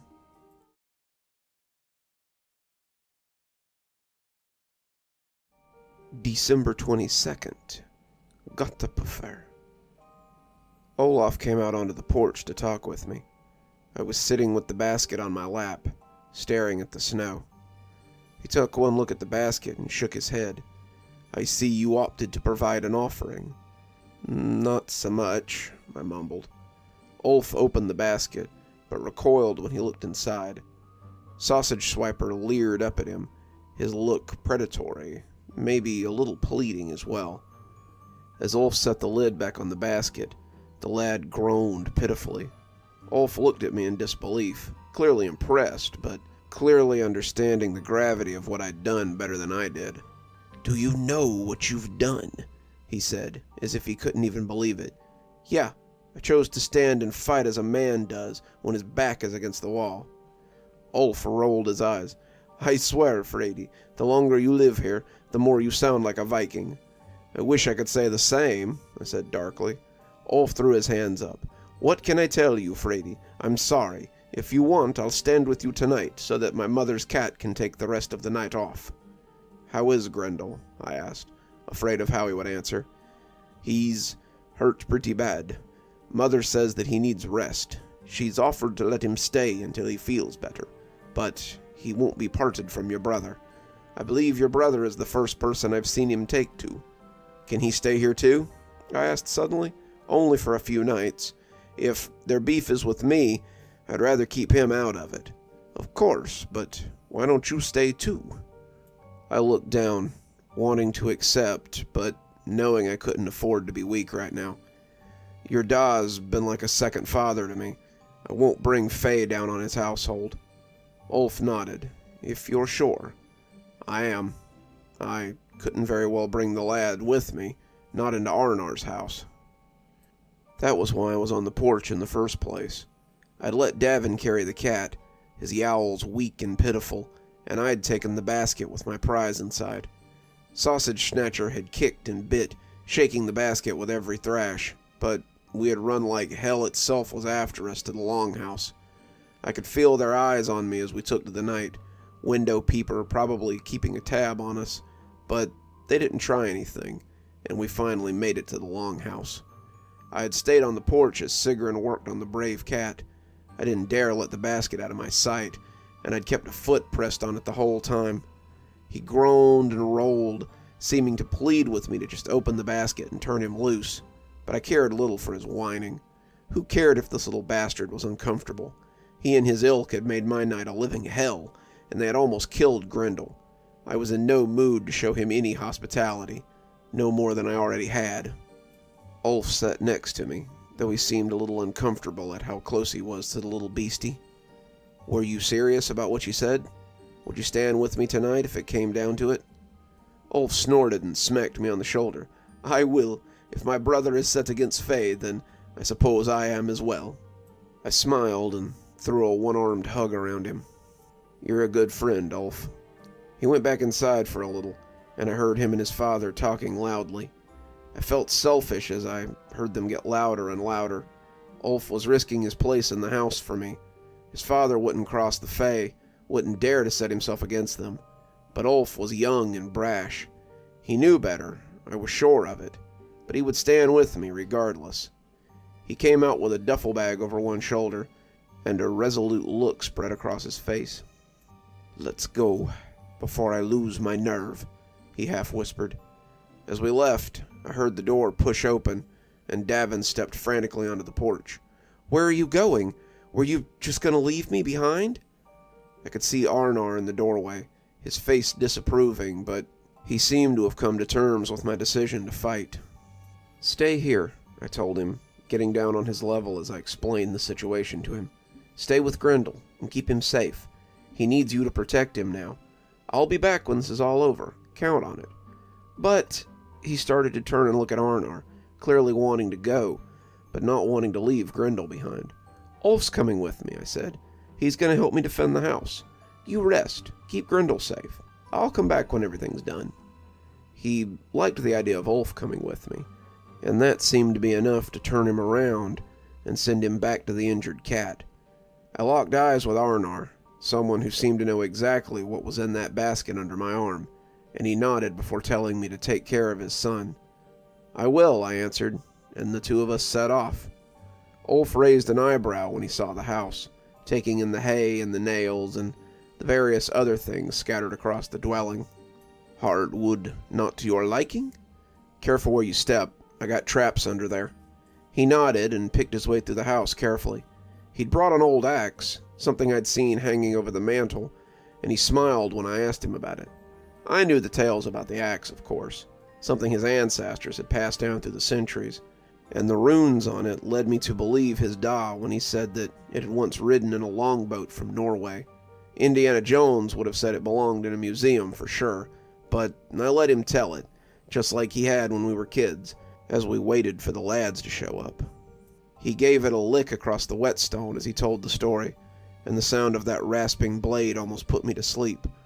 "When the land was being settled, my several times great-grandfather, another Ulf, came with his father and a small clan of men from Norway. That was a taking time for my people. We raided and burned, but eventually we settled with a lord who kept us fed and set us on his enemies. The axe has been handed down through the line, and there are even stories that Ulf's son Gorl fought creatures of Fae with it. When we finally settled here, the farm that's been in my family for so long, they hung up the axe for good. I'm the first man to take it up in battle in probably 10 generations. We only usually take it down to do upkeep or replace the handle." "Let's hope part of that upkeep is sharpening the blade," I said, jokingly, but I had gazed at the ancient thing too many times to not know that it was very sharp. "So," he said, as he put the axe away, "do you want to tell me why in Frigg's name you thought it was a good idea to trap one of those lads?" I sighed. I had thought I could use him as a bargaining chip, but when they came in last night, I didn't even try. I'm tired, Ulf. I don't think they want to bargain. I feel like I need to sleep for about a week straight, if this ever ends. Frady, you need to cut him loose." "No," I said quickly, watching the basket fidget and shake. "If it comes down to it, I might need him. Besides, that's one less lad that can come after." I stopped suddenly, hearing the front door squeak open like a funhouse attraction. "How did you even manage this?" Ulf asked, lifting the lid and peeking at the thing inside. "It's quite impressive. Is that a fox trap you've—" I glanced at the window as he spoke, realizing it had gotten dark while I wasn't paying attention. It wasn't even full dark. The sun was still pink on the horizon, but it seemed that they hadn't waited today. The second the day passed, they decided to attack, and I guess I couldn't blame them. If someone had my brother, I wouldn't waste any time either. I shushed Ulf and hunkered down, both of us taking up our weapons and preparing for battle. Ulf snickered at my bat and hatchet, but I shook my head at him as I watched the door. The sounds of feet were audible on the roof. The group now 10 strong, and they tromped loudly as they made their way to the front of the house. The feet stopped outside the open door as they grouped up, and I heard a new noise then, something like a hound as it sniffed at the base of the door. It got a snootful of something, too, because it started chattering excitedly as another of the group garbled in that broken language of theirs. "Get up of her," Ulf whispered, cocking an ear and listening to the little monsters talk. "Do you understand any of that?" I asked hopefully. "Some. It's a little like Icelandic, but it's older. I can pick out one word in 5, and they don't sound good." I thought about it for a minute, not sure how best to proceed. Do you think you could talk to them?" Ulf thought about it. "Maybe," he hedged, speaking to the door in a rough tongue I'd never heard before. The group on the other side of the door was silent as he spoke to them. They chattered amongst themselves once he was done, their words low and growly, before one of them spoke back to him in kind. The two spoke back and forth for a minute, Ulf not seeming sure of his words, while the lad spoke with confidence. Their words were strange, I was used to Ulf and his odd Icelandic language, 5 parts song and 5 parts growl, but this was different. This sounded like stones grinding together, like ice forming and melting in total silence, of reindeer running along the steppe, and so many other things. I listened in rapt silence, trying to pick up their patter, and when Ulf looked back, he didn't seem happy. I understood about half of what they said, but the gist is that they want their brother back. What's he willing to trade in return? I asked, keeping an elbow on the hooting basket. Nothing. He wants his brother back. That's all he really said. He will trade nothing. He will accept nothing but his brother back. Tell him I'll release his brother if he leaves me alone. I'm tired of them attacking me. I want them to leave me and my family alone. Ulf bit his lip. I'll try. He spoke to the lads for a few minutes, their gravelly voices returning quickly whenever he finished, and he turned back, shaking his head after a few minutes. He just keeps saying the same thing, over and over again. He wants his brother back. Give him his brother back, or they'll come and get him. I gripped the bat tightly. Then they're gonna have to come and get him. They must have understood that one. They screamed in hellish glee as they charged, but Ulf and I were ready.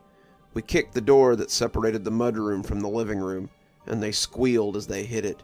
The door started rattling like someone was trying to open it. It would only open inward, though, and Ulf and I both had our backs against it as they started trying to destroy it. They hacked at it brutally, their knives coming down on the wood like gunshots, as the tin set about its destruction. The basket began to cackle loudly as the knives pierced the thick wood, sending shafts of light into the dim room. The little bastards were strong, and I realized I was fighting them at what must have been the height of their power, or near to it. This was Yuletide, their time, and I was trying to fight them when they were arguably at their strongest. Maybe I should have tried to make amends, but it was a little late for that now. Hold on, I yelled, leaving Ulf to set his massive shoulders against the door as I ran back to the bedroom. I came out with the mattress I had tried to block the door with the other day, and Ulf laughed before he winced in pain. One of the knives had slipped through, piercing his shoulder, and when he set his back against the mattress to block the door, the fabric stained a bright red. We both took a corner, leaning into it as the blades kept stabbing into the thick wooden frame. We were pushed mercilessly from the other side, and for creatures the size of children, they were devilishly strong. I could hear the cloth tearing and the springs groaning under the assault, but we held against them nonetheless. It seemed to go on forever, the adrenaline coursing as the two of us held fast.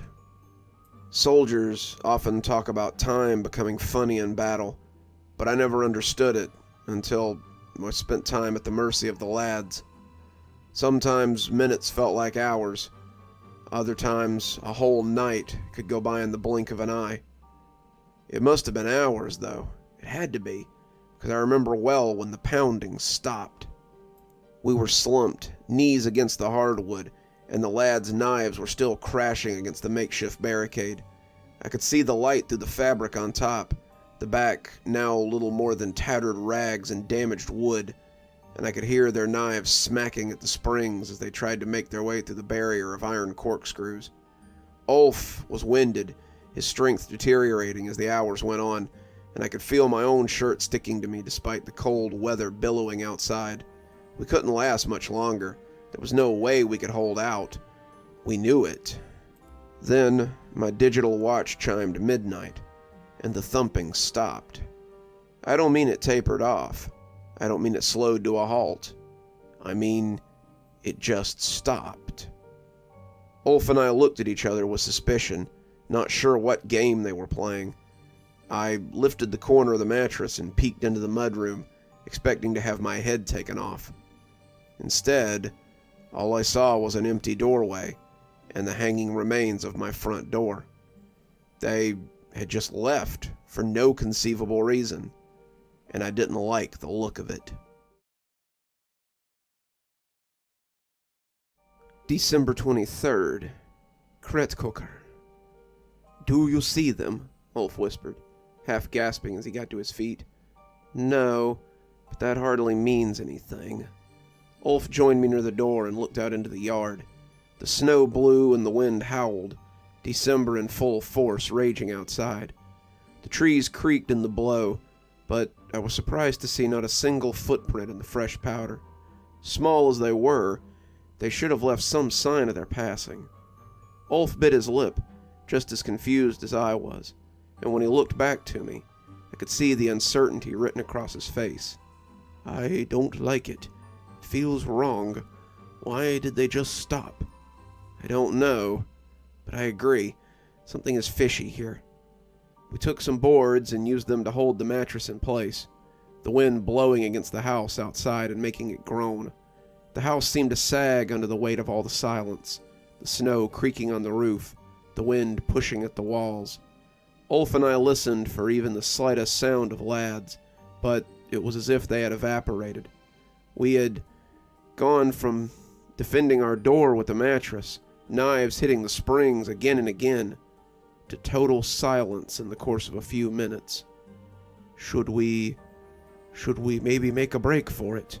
Ulf asked, the silence rattling him as much as it had me. What if that's their plan? I whispered. What if they want us to think that it's clear, so we'll give up our position of strength? So what? We just stay here till morning? Ulf asked, skeptically. Seems the best course of action.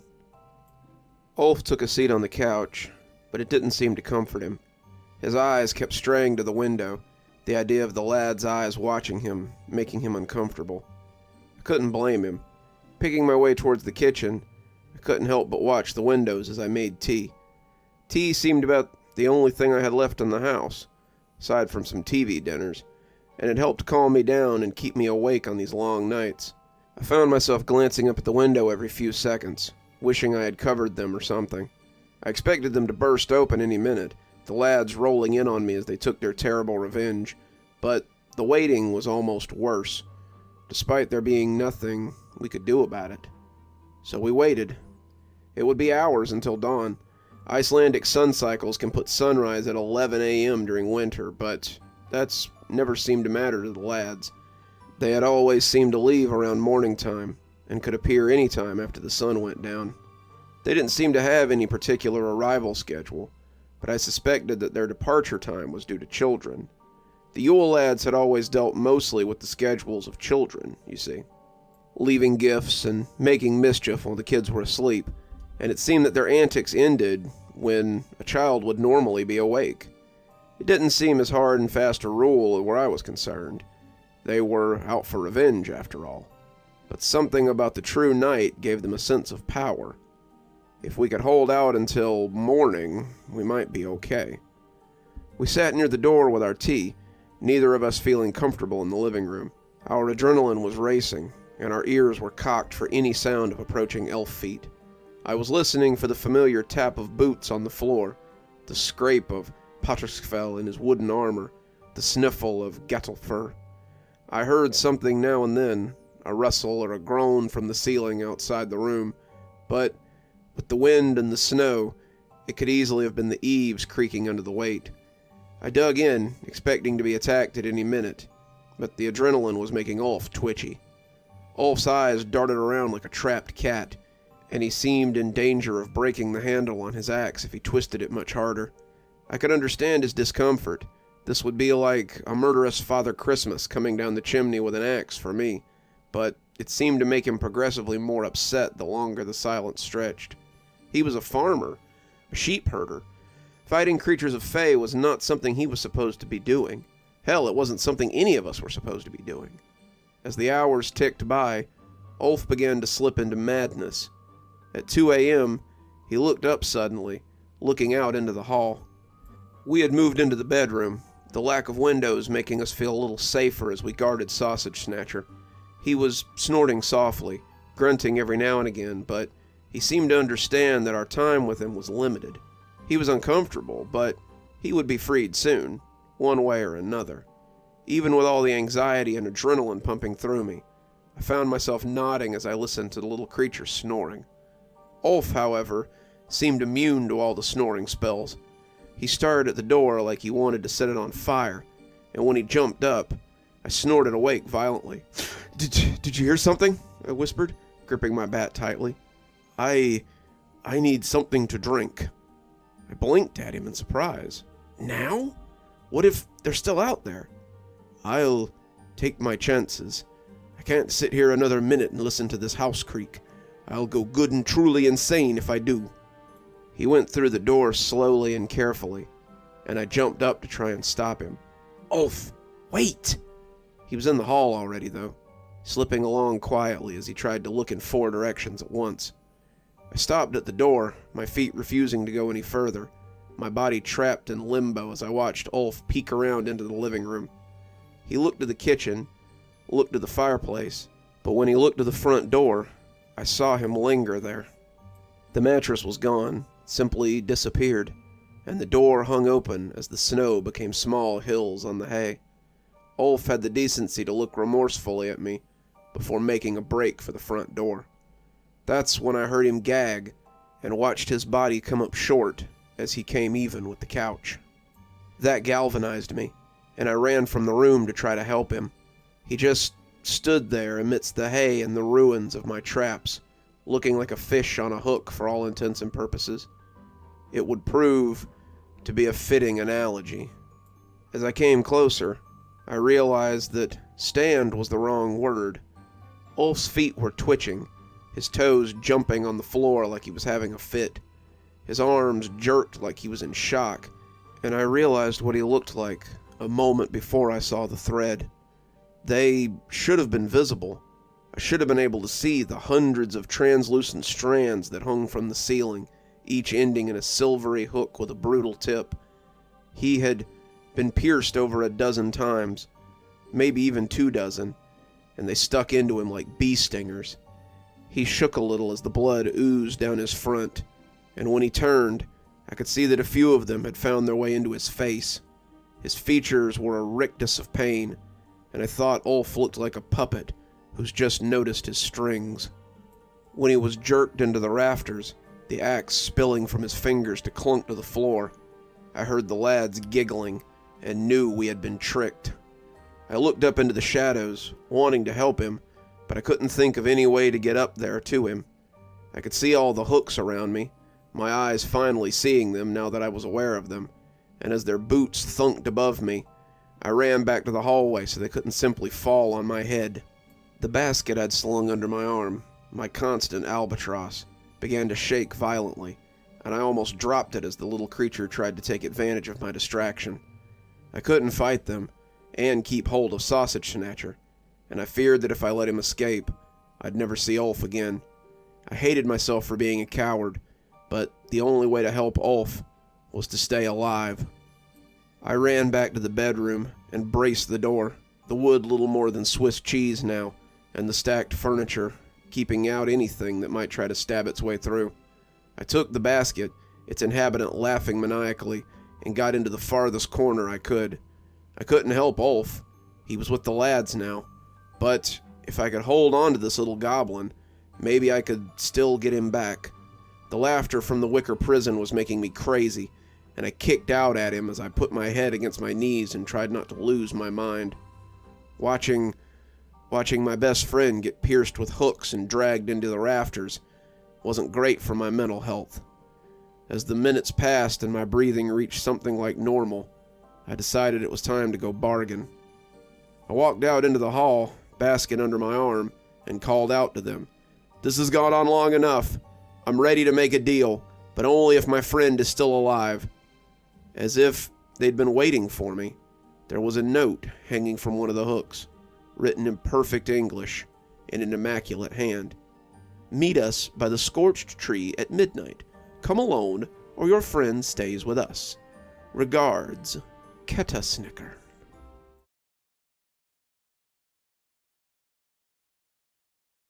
Hey folks, Dr. Plague here. Just popping in to say thanks for spending your holiday season with me.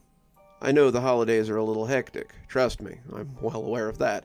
And to have you come back every night to hear my stories just really warms my heart. I really appreciate all the warmth and kindness that you guys give me in my comment section, and I couldn't think of a better Christmas present than having all of you here to listen to the last night of the Yule Lad stories. Yep, here we are on the final 13th day of Christmas. So, sit back, relax, and enjoy the last episode of The Yule Lads. December 24th. Kurtasnicker. The wind was howling like an angry animal as I drug myself and my wicker basket to the scorched trees the next night. The snow blew, the flurries fell, and the ground crunched underfoot as my thick boots came down through the crust of ice. Sausage Snatcher thrashed in the basket as we went, trying to make my progress harder, but I was set on my destination. Ulf was waiting for me in the burnt-out ruins at the edge of the farm, and I was going to get him back. Arnar had found me that morning, processing what was going on. Ulf never came back last night. I nodded, too tired and too numb to do much else. He came here to help you. It wasn't a question, but I nodded anyway. Is he dead? I looked up, surprised. Of course not. Your son is made of sterner stuff than that. Arnar nodded, but seemed relieved nonetheless. They have him, then. I'll get him back, I answered, already realizing that I'd travel to hell and back and fight all the little goblins if it meant getting Ulf back. Arnar raised an eyebrow. And what might you have that the lads would want? I nudged my basket with a boot, and it started kicking and cursing as Sausage Snatcher tried to free himself. One of their own. I expected the old farmer to get angry when he realized what was in the little cage. He would say that he had told me not to cross Fae, and ask what I had done. I had trapped one and held it prisoner. I expected him to reprimand me, threaten to put me out, maybe even knock me out and try to bargain with them for his son's return. Arnar was of the land, after all. It wouldn't be outside the realm of thought that he might know a way to contact the Fae, just for misunderstandings like this. Instead, he surprised me by laughing in that deep, rich way that he had. I knew you Englishmen were capable of getting sand in your craw, but my God, boy, have they agreed to a meeting. I showed him the note, and he sucked in a breath as he read it. That place. I figured they would want to meet there. Why? What's so special about it? Did Ulf never tell you about his forebear, Gorl? I looked down at the axe that sat between my legs. It was all Ulf had left behind when they took him, and I hadn't known how heavy it was until I tried to pick it up. Ulf had carried it in one hand, but I would have likely been overbalanced if I tried to swing it with both. It felt old, even though I'd seen the handle replaced not 10 years ago. It was a relic out of time, something that had spilled Fae blood before, if the legends were to be believed. Maybe it would again. He mentioned it. He said he fought Fae a long time ago, before the farm was founded. Arnar nodded. This land was once occupied by a different family, an old family that held the Fae in their regard. Gorl and his men burned them out, taking their land as was custom back then. Those were different times. That was how things were done. But the Fae didn't like it. They tried to drive him out, but Gorl was made of stronger stuff. He held his own, burning their grove and sent them fleeing to the next holdout. The scorched trees are all that's left of that grove, and none of Gorl's children have dared return to that place since he passed. I have to go there. He stood with me. It won't repay him by leaving him to his fate. Arnar nodded. We'll keep an eye on Davin. Take that axe with you when you go. Maybe it will do you some good. More good than it did him. The axe was hanging from my belt now. I hoped I wouldn't have to use it, but nothing lately had been easy. I was physically exhausted, my body ready to drop, but I had to get to the grove before midnight. If they arrived before I did, they might take Ulf and then leave. Then I would never find him again. If this struggling little bastard could get Ulf back, I would consider it an even trade, no matter what happened afterwards. Once I traded my bargaining chip, I didn't figure I'd live to see New Year's. I'd spent the day trying to sleep, trying to rest, but my overcomplicated mind returned to things again and again. Whenever I would slip off for even a minute, I would see the axe falling to the ground and watch Ulf get pulled into the ceiling by the laughing little devils. Then I'd come screaming awake as I tried to grab him. I had managed maybe an hour, my mind screaming at me to lie back down as I put on my pants and boots and prepared to leave for the meeting. After this was all over, I'd probably sleep for a week straight. But tonight, I had work to do. I could see the scorched tree rising like a skeletal finger amongst the stumps. The area around the tree was strange, always chilling, and it was the only place clear of snow. Snow didn't gather here. Animals didn't gather here. Nothing but dead grass and stumps gathered here. The thought that Ulf's forebears would have burned these trees was unthinkable. Trees were rare in Iceland. More than 3 trees clustered together was an anomaly, and Iceland isn't exactly known for its thick forests. As I got closer, I saw a small, well-dressed figure sitting on the remains of the tree. The little creature was the antithesis of his brothers. He wore an immaculate red coat, a vest with gold buttons, trim black slacks, and a monocle that looked out of place on his toadish face. He reminded me of a banker. His few hairs swooped back, and his facial hair was cut almost invisibly. His frightful appearance, though, made the suit look alien. "Ah," he said, pulling out his pocket watch on a long chain as he checked the time. "Early for all that. Punctuality is not a trait I am accustomed to in your kind." His voice was rich and cultured, and he spoke English to my astonishment. "Are you Kurtznicker?" "Yes, indeed. It seems you have something that we want. When one of your kind wants something from one of my kind, I am the lad to broker such a deal." He grinned at me, but his pointy teeth did not present anything close to reassurance. "I must say, given what I've seen of your brothers, you are a surprise." He smiled again.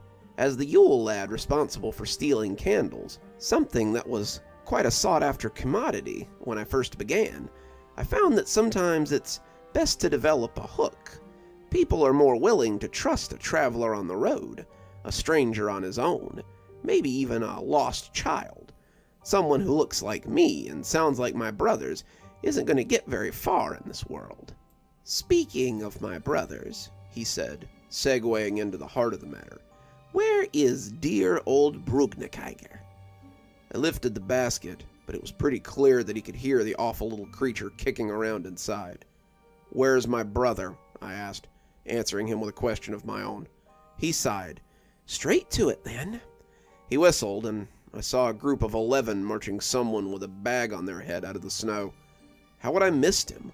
Ulf was closer to 7 foot than 6, and his clothes were stained with red runners of blood. He didn't fight his captors as they let him out either. His head was bent, and he was silent all the way. "Take off the hood," I barked, not trusting this Ulf for a second. I had grown up on stories of changelings, and this smacked of a double cross.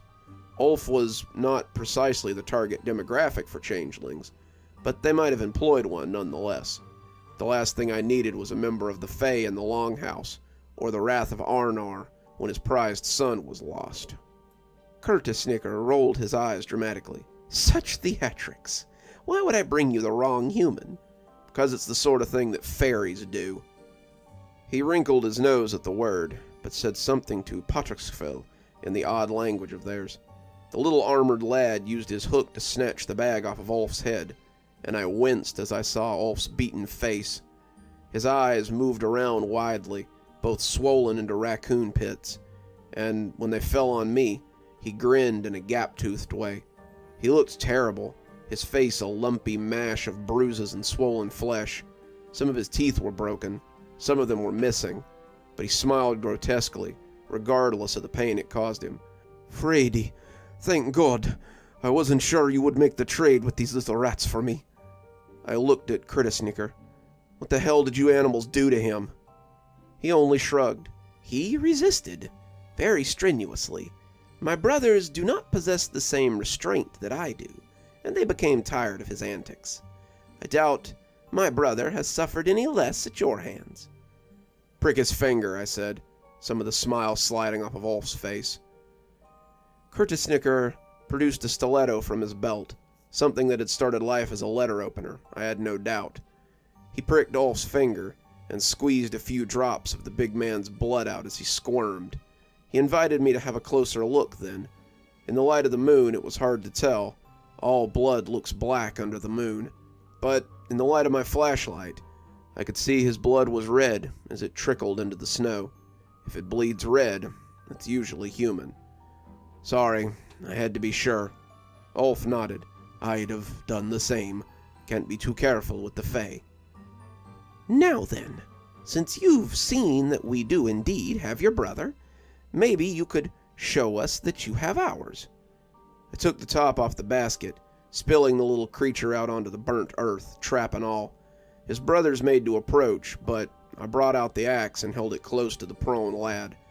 I did not have Ulf, and I was not about to take chances. He slumped in his trap, the other lads chuckling at his plump, greasy form as he sat there looking rumpled and unhappy. Curtis-Sneaker shook his head at the little fellow and looked up to me with a spread of his hands. So, do we have a deal? Cut him loose. I'll need his help to free this one, I said, tapping Sausage Snatcher with my boot. The immaculate little goblin waggled a finger at me. And if you two go running back to your home? There's 12 of you. I figure you can catch 2 humans in the snow if you really need to. Curtis-Sneaker laughed. You are correct, of course. He turned to the other lads and spoke in that weird guttural language of theirs. One of them cut Ulf free and shoved his legs as he tumbled towards me. I bent to the trap, not making eye contact with the lads as I waved Ulf over to help. The 2 of us pulled the teeth apart, the hinges a little stiff from being closed for so long, and Sausage Snatcher zipped out as soon as the teeth were wide enough for him to pass. He eagerly joined his brothers, seemingly none the worse for wear, despite having been in the trap for 4 days.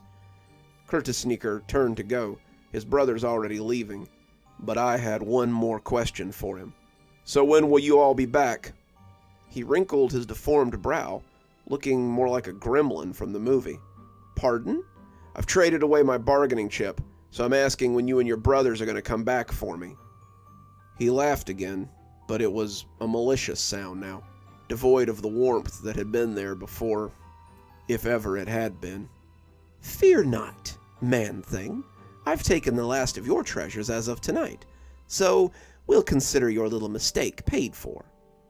What? I asked, taking a step towards him. What are you talking about? How much do you know about me? He asked indulgently. You're the candle stealer. You steal candles from people, right? He seemed to think about that before he answered. That's true, technically. But since the invention of electricity, candles are a bit hard to come by. Mother's always hated them anyway.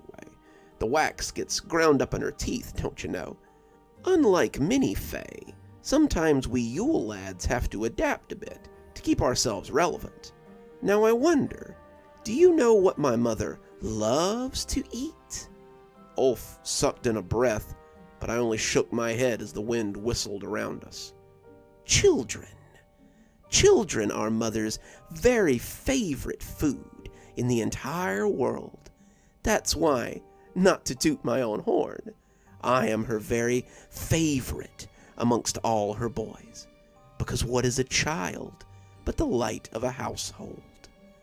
The ice running in my veins had nothing to do with the weather.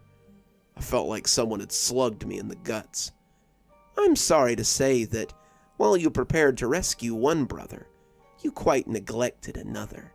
He's a little old for our mother's taste. She prefers them still smelling of the womb, but I dare say that he'll make a fine offering.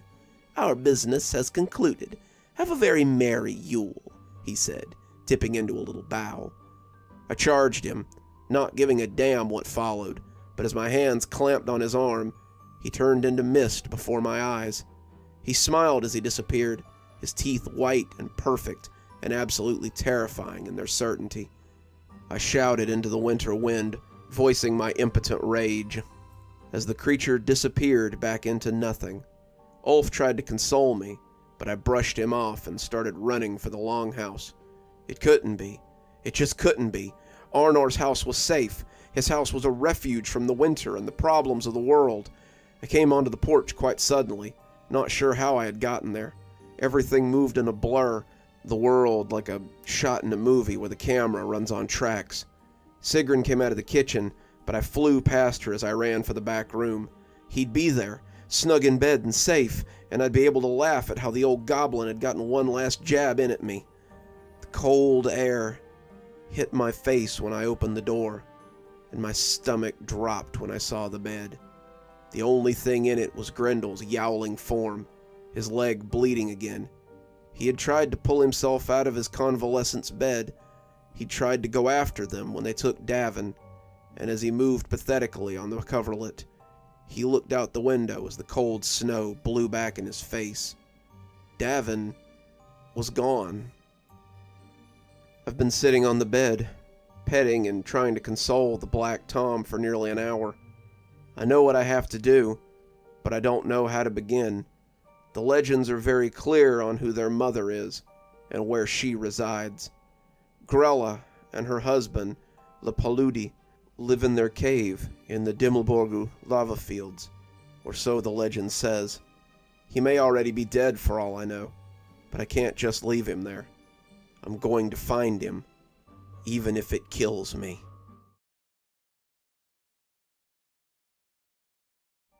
Merry Christmas, everyone. It's Dr. Plague popping in real quick to tell you that this is, in fact, the last in the Yule Lads' diaries. I just wanted to thank all of you for joining me for all 14 nights. As you know, some of my stories go on a little longer than expected. I'm so appreciative that you've made me a part of your family and a part of your household during the holidays, and I hope you'll continue to do so in the new year. Alright, without further ado, here's the Yule Lads' diaries, part 14. Enjoy! December 25th. Grella and the Yule Cat. We're here, Ulf slurred, and I shook myself awake. We'd been driving for nearly 4 hours, the roads only passable because of Ulf's Jeep. When we came to the field, my head felt light and puffy from sleep. I had slept nearly the whole way here, only waking when jounced or when something drugged me up to be seen. I'd been to the lava fields before. They were a great source of beauty and were an enjoyable study for someone not accustomed to seeing lava outside of television. The heat shimmer off the area, the underground flows and the geysers, keeping the snow away and the area unseasonably warm. I almost didn't want to venture in. As beautiful as it was, it held a deep sense of foreboding as well. There were monsters here, monsters older than the grove, and as the hot air blew in my face, I thought again about turning around. Davin could be dead. He could be bones in a stew pot. But I needed to bury those bones, if that was the case. I wouldn't leave him in this place to die alone. Arnar had tried to talk me out of it. "It's too dangerous, boy," he said as I got my bag ready. "He's my brother. I have to get him. Same as Ulf." He could be dead already. I had turned to glower at him, but I found only concern on his lined face. "Please, boy, I know you want him back, but I can't stand to lose both of you. If it were Ulf, wouldn't you go?" He sighed, looking hopeless, but I could see the pride in there as well. "How will you get there? You're dead on your feet." "I'll take him," Ulf slurred, stepping out of the kitchen with his mother trailing behind him. "You'll do no such thing," Sigrun hissed. "You're too beaten up. Ulf, you need to rest and heal, as do you," she said, turning on me with clear disapproval. "If I don't go, Davin's dead," I said, knowing I was going even if I had to walk the whole way. "And I will drive him," Ulf finished. Sigrun made as though to object, but Ulf put a hand out to stop her. "Mother, I can assure you that driving is all I intend to do. I wouldn't set foot in back that place if it meant all 3 of your lives." He looked over at me, and I saw shame and pity written loud across his face. "Sorry, Frady. I want to go there with you. I want to prove that I'm worthy to stand in battle with you. But I can't go back to that place. If you had been there in Grella's home, the Yule Cat glaring his fiery eyes at you, and the lads constantly terrorizing you, the smell of cooking meat and a constant wafting fog, you wouldn't go either. I spent the day with them, but they will haunt my nights for the rest of my life. This is all I can do for you, and This is all I can give to you." He handed me the axe, the one I had dropped on the ground as I ran for the longhouse. I tried to refuse it, but he shook his head and pressed it into my hand. "Gorl once used it to fight against the Fae. Maybe it will help you when you see the horrors I was subjected to." I thanked him, but he shook his head, wishing he could do more. Sigrun packed us a lunch. Arnar brought me a backpack with some basic supplies in it. Ropes and lanterns, a first aid kit, some iron nails, and a bag of iron shavings he'd collected from his shop. He thought maybe they could help, given Fairy's hatred of iron, and I strapped the axe to the bag as I prepared to go.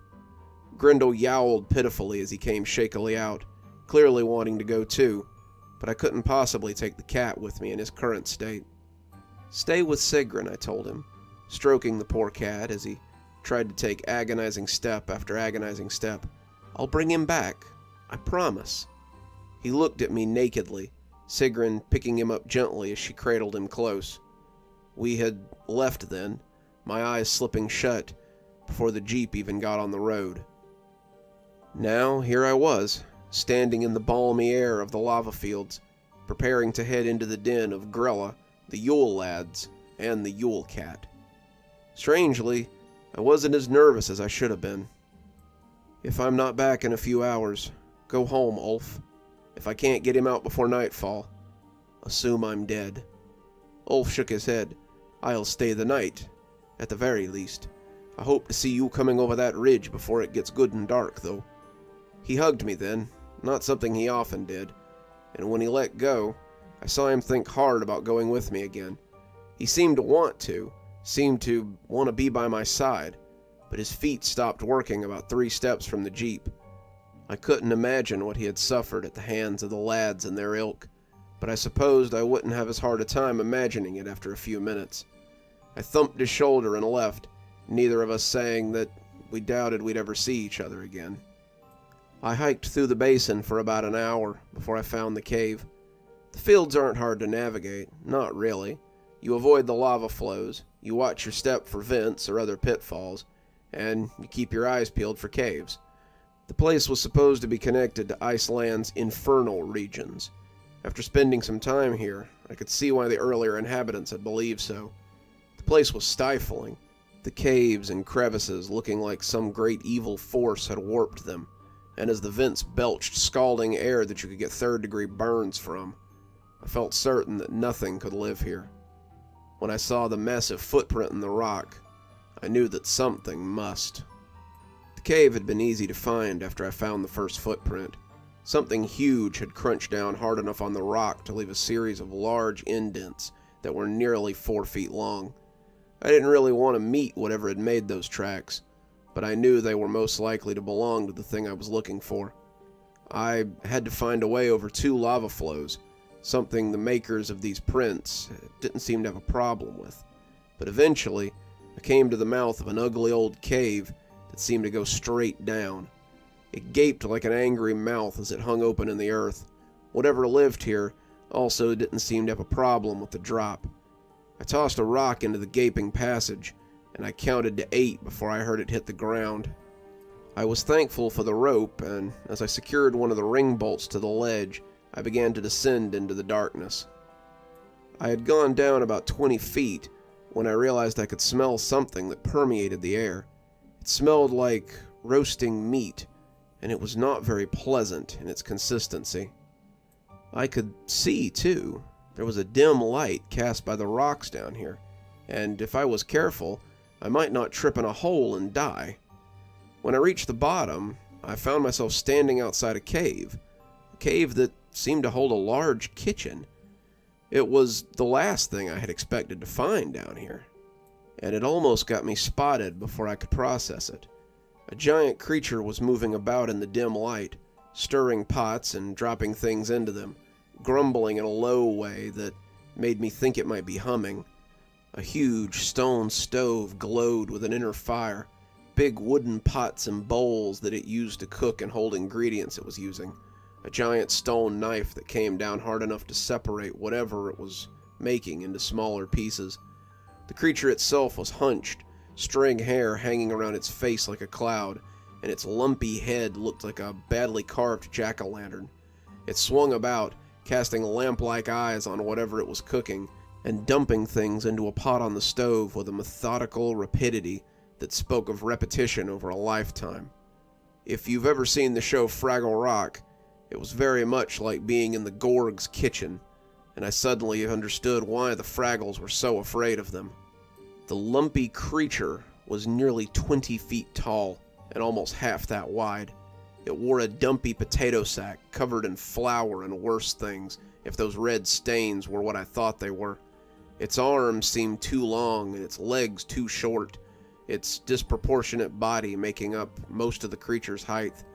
It hadn't seen me yet. I was thankfully too small to be noticed, but it turned suddenly and sneezed hard enough to knock me down as a wave of stinking air hit me like a fist. I'd gotten a look at its mouth as it opened, and I didn't want a closer look at those crooked teeth or gaping maw. This had to be Grella.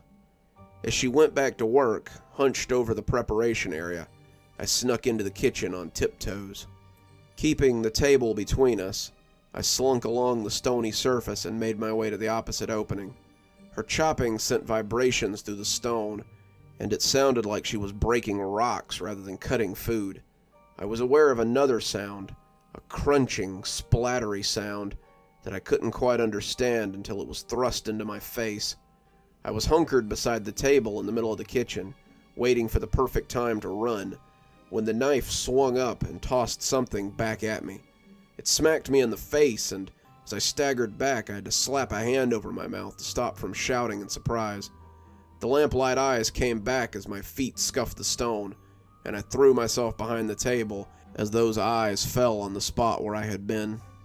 I was glad for the hand over my mouth when I came face to face with the object, because if I hadn't, I would have been unable to stop myself from screaming. It was a finger. I stood frozen for a few seconds as I processed the information.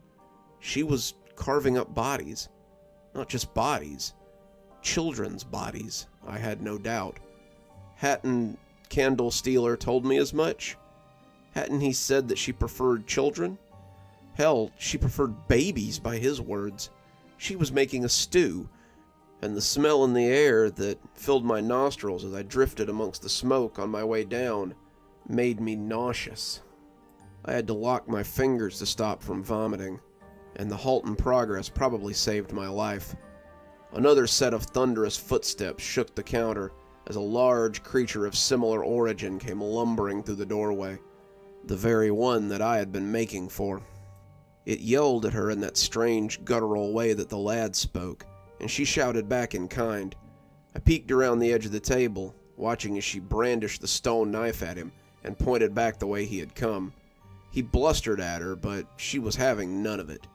I didn't have to speak the language to know what was happening here.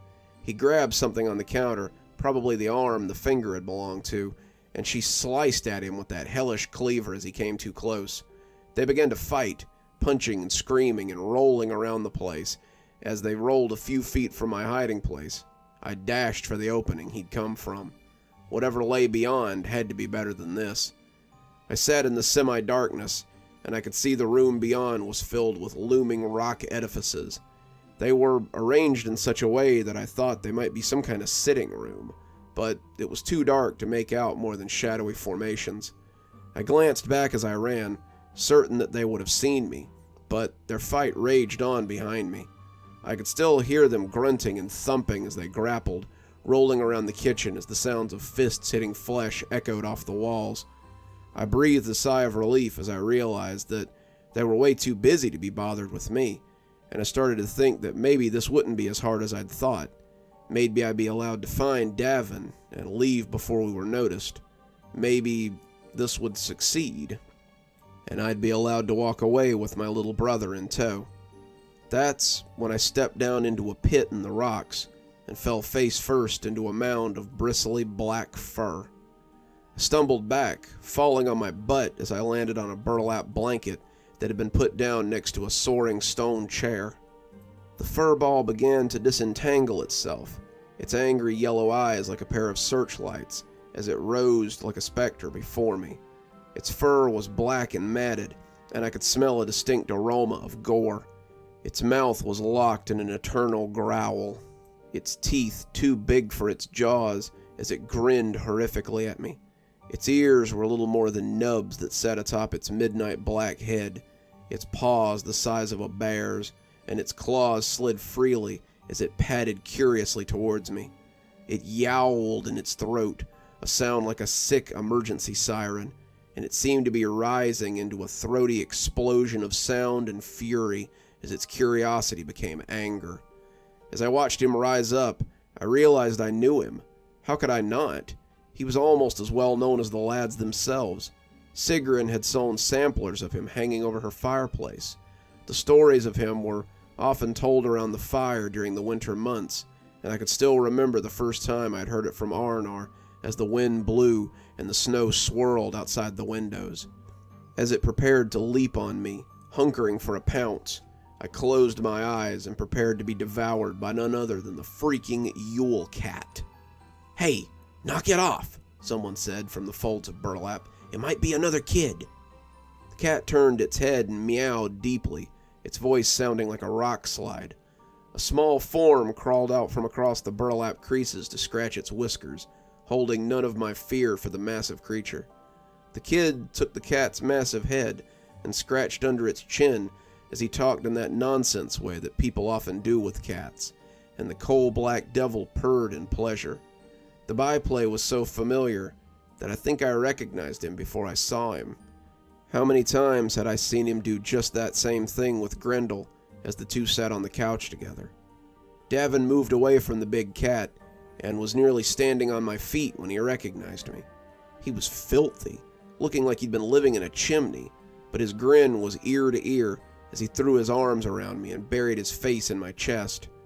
I couldn't feel his tears through my thick ski jacket, but I knew that he was crying. He had likely thought that he would never see me again, never see Arnar or Olaf or Sigrun or anyone ever again, and his joy was a palpable thing. I found myself sniffing too, hugging him back as we stood under the curious gaze of the Yule cat, who seemed to be trying to decide if I was hurting Davin or not. "I didn't think I'd ever see you again. How did you get here?" he asked, lifting his face to look at me, the tears having cleaned grime from his face in shiny rivulets. "Ulf brought me. You didn't think I'd just leave you here, did you?" He shrugged. "I wasn't sure you would come back from your meeting. When I woke up in a cage in this thing's basement, I figured they had double-crossed you and you were probably dead. There are a lot of children down there. At least there were. She came a few hours ago and started throwing open cages and putting them in a sack. Sometimes she would smash the sack against a wall or onto the floor, and they would stop squirming until she put a few more in there. I knew I didn't want that, so I dug out from under the wall of my cage and hid in the fireplace until she left. The flue went up to the one in the living room here, but I saw the other one sleeping when I came out. I tried to sneak past him, but that's when he found me," he said, putting a hand on that fearsome feline so it could rub its nose against his hand. "And how did you two come to be such fast friends?" I asked, not sure about the massive creature. Tavin shrugged. "Same as it was with Grendel, I guess. He hissed a little, but then decided that he liked me. After that, we were just friends." I didn't have time to ponder this turn of events. I only thought about how our chances were better of escaping with the help of this monster cat. "Davin, we need to get back to the opening I came in through. Can he help us?" Davin looked at the creature, and I swear it nodded its shaggy head in affirmation. It started to walk towards the kitchen, looking back as it left the crevice to see if we were following. "Come on, we need to stay close," Davin said, taking my hand and dragging me up beside the huge black creature. We followed in its wake, our feet visible from beneath it, but the rest of us hidden by the thick, shaggy coat. He didn't seem to mind when Davin grabbed him by the fur, and as I set my own hands, I thought he felt a bit like a ratty old teddy who needs a wash. When we entered the kitchen, I could see that Grella was back to chopping up pieces of flesh, and the other one sat grumpily by the prep table. His face was bruised and puffy, but he seemed none the worse for wear as he waited patiently for dinner. Grella stirred the pot with a giant wooden spoon and looked at the cat as he crossed the kitchen. As large as the cat was, the monstrous woman was larger still, She made enticing noises to the cat as he walked past, and he looked at her as he seemed to contemplate going to his mistress. He meowed, clearly torn, until Davin spoke quietly in his ear, and the cat walked away instead, giving us safe passage across the kitchen. I sighed in relief, the fickle loyalty of cats being known, but stopped short as her thunderous footsteps echoed across the kitchen. She came up beside the cat, towering over him as though he were no more than a baby, and he looked back at her with mistrust. She brought a hand down under his middle, the cat looking back as she lifted him into her arms, and I could hear her cooing to the fell cat as she stroked him. Davin and I could do little else but stand there as our cover was yanked up by the round belly, though it seemed her attention was all for the ebony beastie. She fawned over the cat, the other one making disapproving noises as she lavished the Yule cat with her attention. He used it as a cover to creep closer to the prep table, but not stealthily enough. Grella snapped at him, starting to put the cat back down, and it looked like we might make it out unseen. Then she caught sight of Davin and I, and the three of us just stood there, staring at each other. We stood there for a few deep breaths, our eyes locked in fear, as each of us waited for the first one to make a move. She dropped the cat and darted a hand at me, but the cat moved to try to cover Davin. I had wrapped my hand around the axe handle, even as the cat was ascending skyward, and I swung out with it as the horrific hand came down to grab me. Blood splashed my face, black and tarry, and her fingertip came with it as she reeled back, howling. The other was up now, coming to see what was going on, but I never gave him a chance to join. Davin and I ran as Grella howled, the Yule cat standing like a statue as he watched us. I pulled off the backpack and looked for the sack, hoping that it was still there as I pushed Davin towards the rope. He jumped up and began to climb, but I could already hear the thunderous footsteps behind us as Grella or her mate gave chase. I found the sack, leaving the backpack where it lay as I thrust the bag into my pocket and climbed furiously.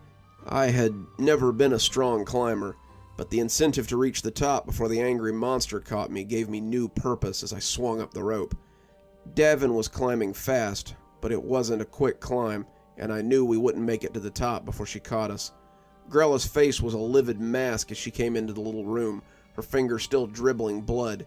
She stormed towards us, hands outreached, and I shoved one hand into my pocket as I pulled the cord with my teeth to open it.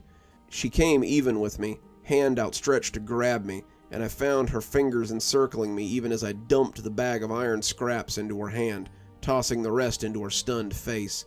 Her skin began to blister, crackling like a burn victim, and as the shavings hit her face, she screamed and slapped both grotesque hands over her eyes and mouth. Her high-pitched screams rumbled through the cave, and I let them spur me on to new speeds as I climbed for the entrance. She wailed the whole way up, but when the rope wasn't unceremoniously yanked down, I knew that we were home free. When we came out into the setting sun, we both ran onto the field and didn't stop until Ulf's Jeep was close enough to touch. When we saw him running to meet us, his face filled with disbelieving joy, I fell on the hardpack and laughed as I sucked in lungfuls of happy air. It seemed I had managed to do the impossible. I had snatched my brother from the jaws of the Fae and come back to tell the tale. Epilogue. That was 5 years ago, and Davin's first Christmas in Iceland has become the stuff of Christmas legend. We still live on Arnar's farm, and Davin is growing larger than Ulf. When I came back from the lava fields with him, both of us shaken and injured, we became something akin to heroes in their eyes.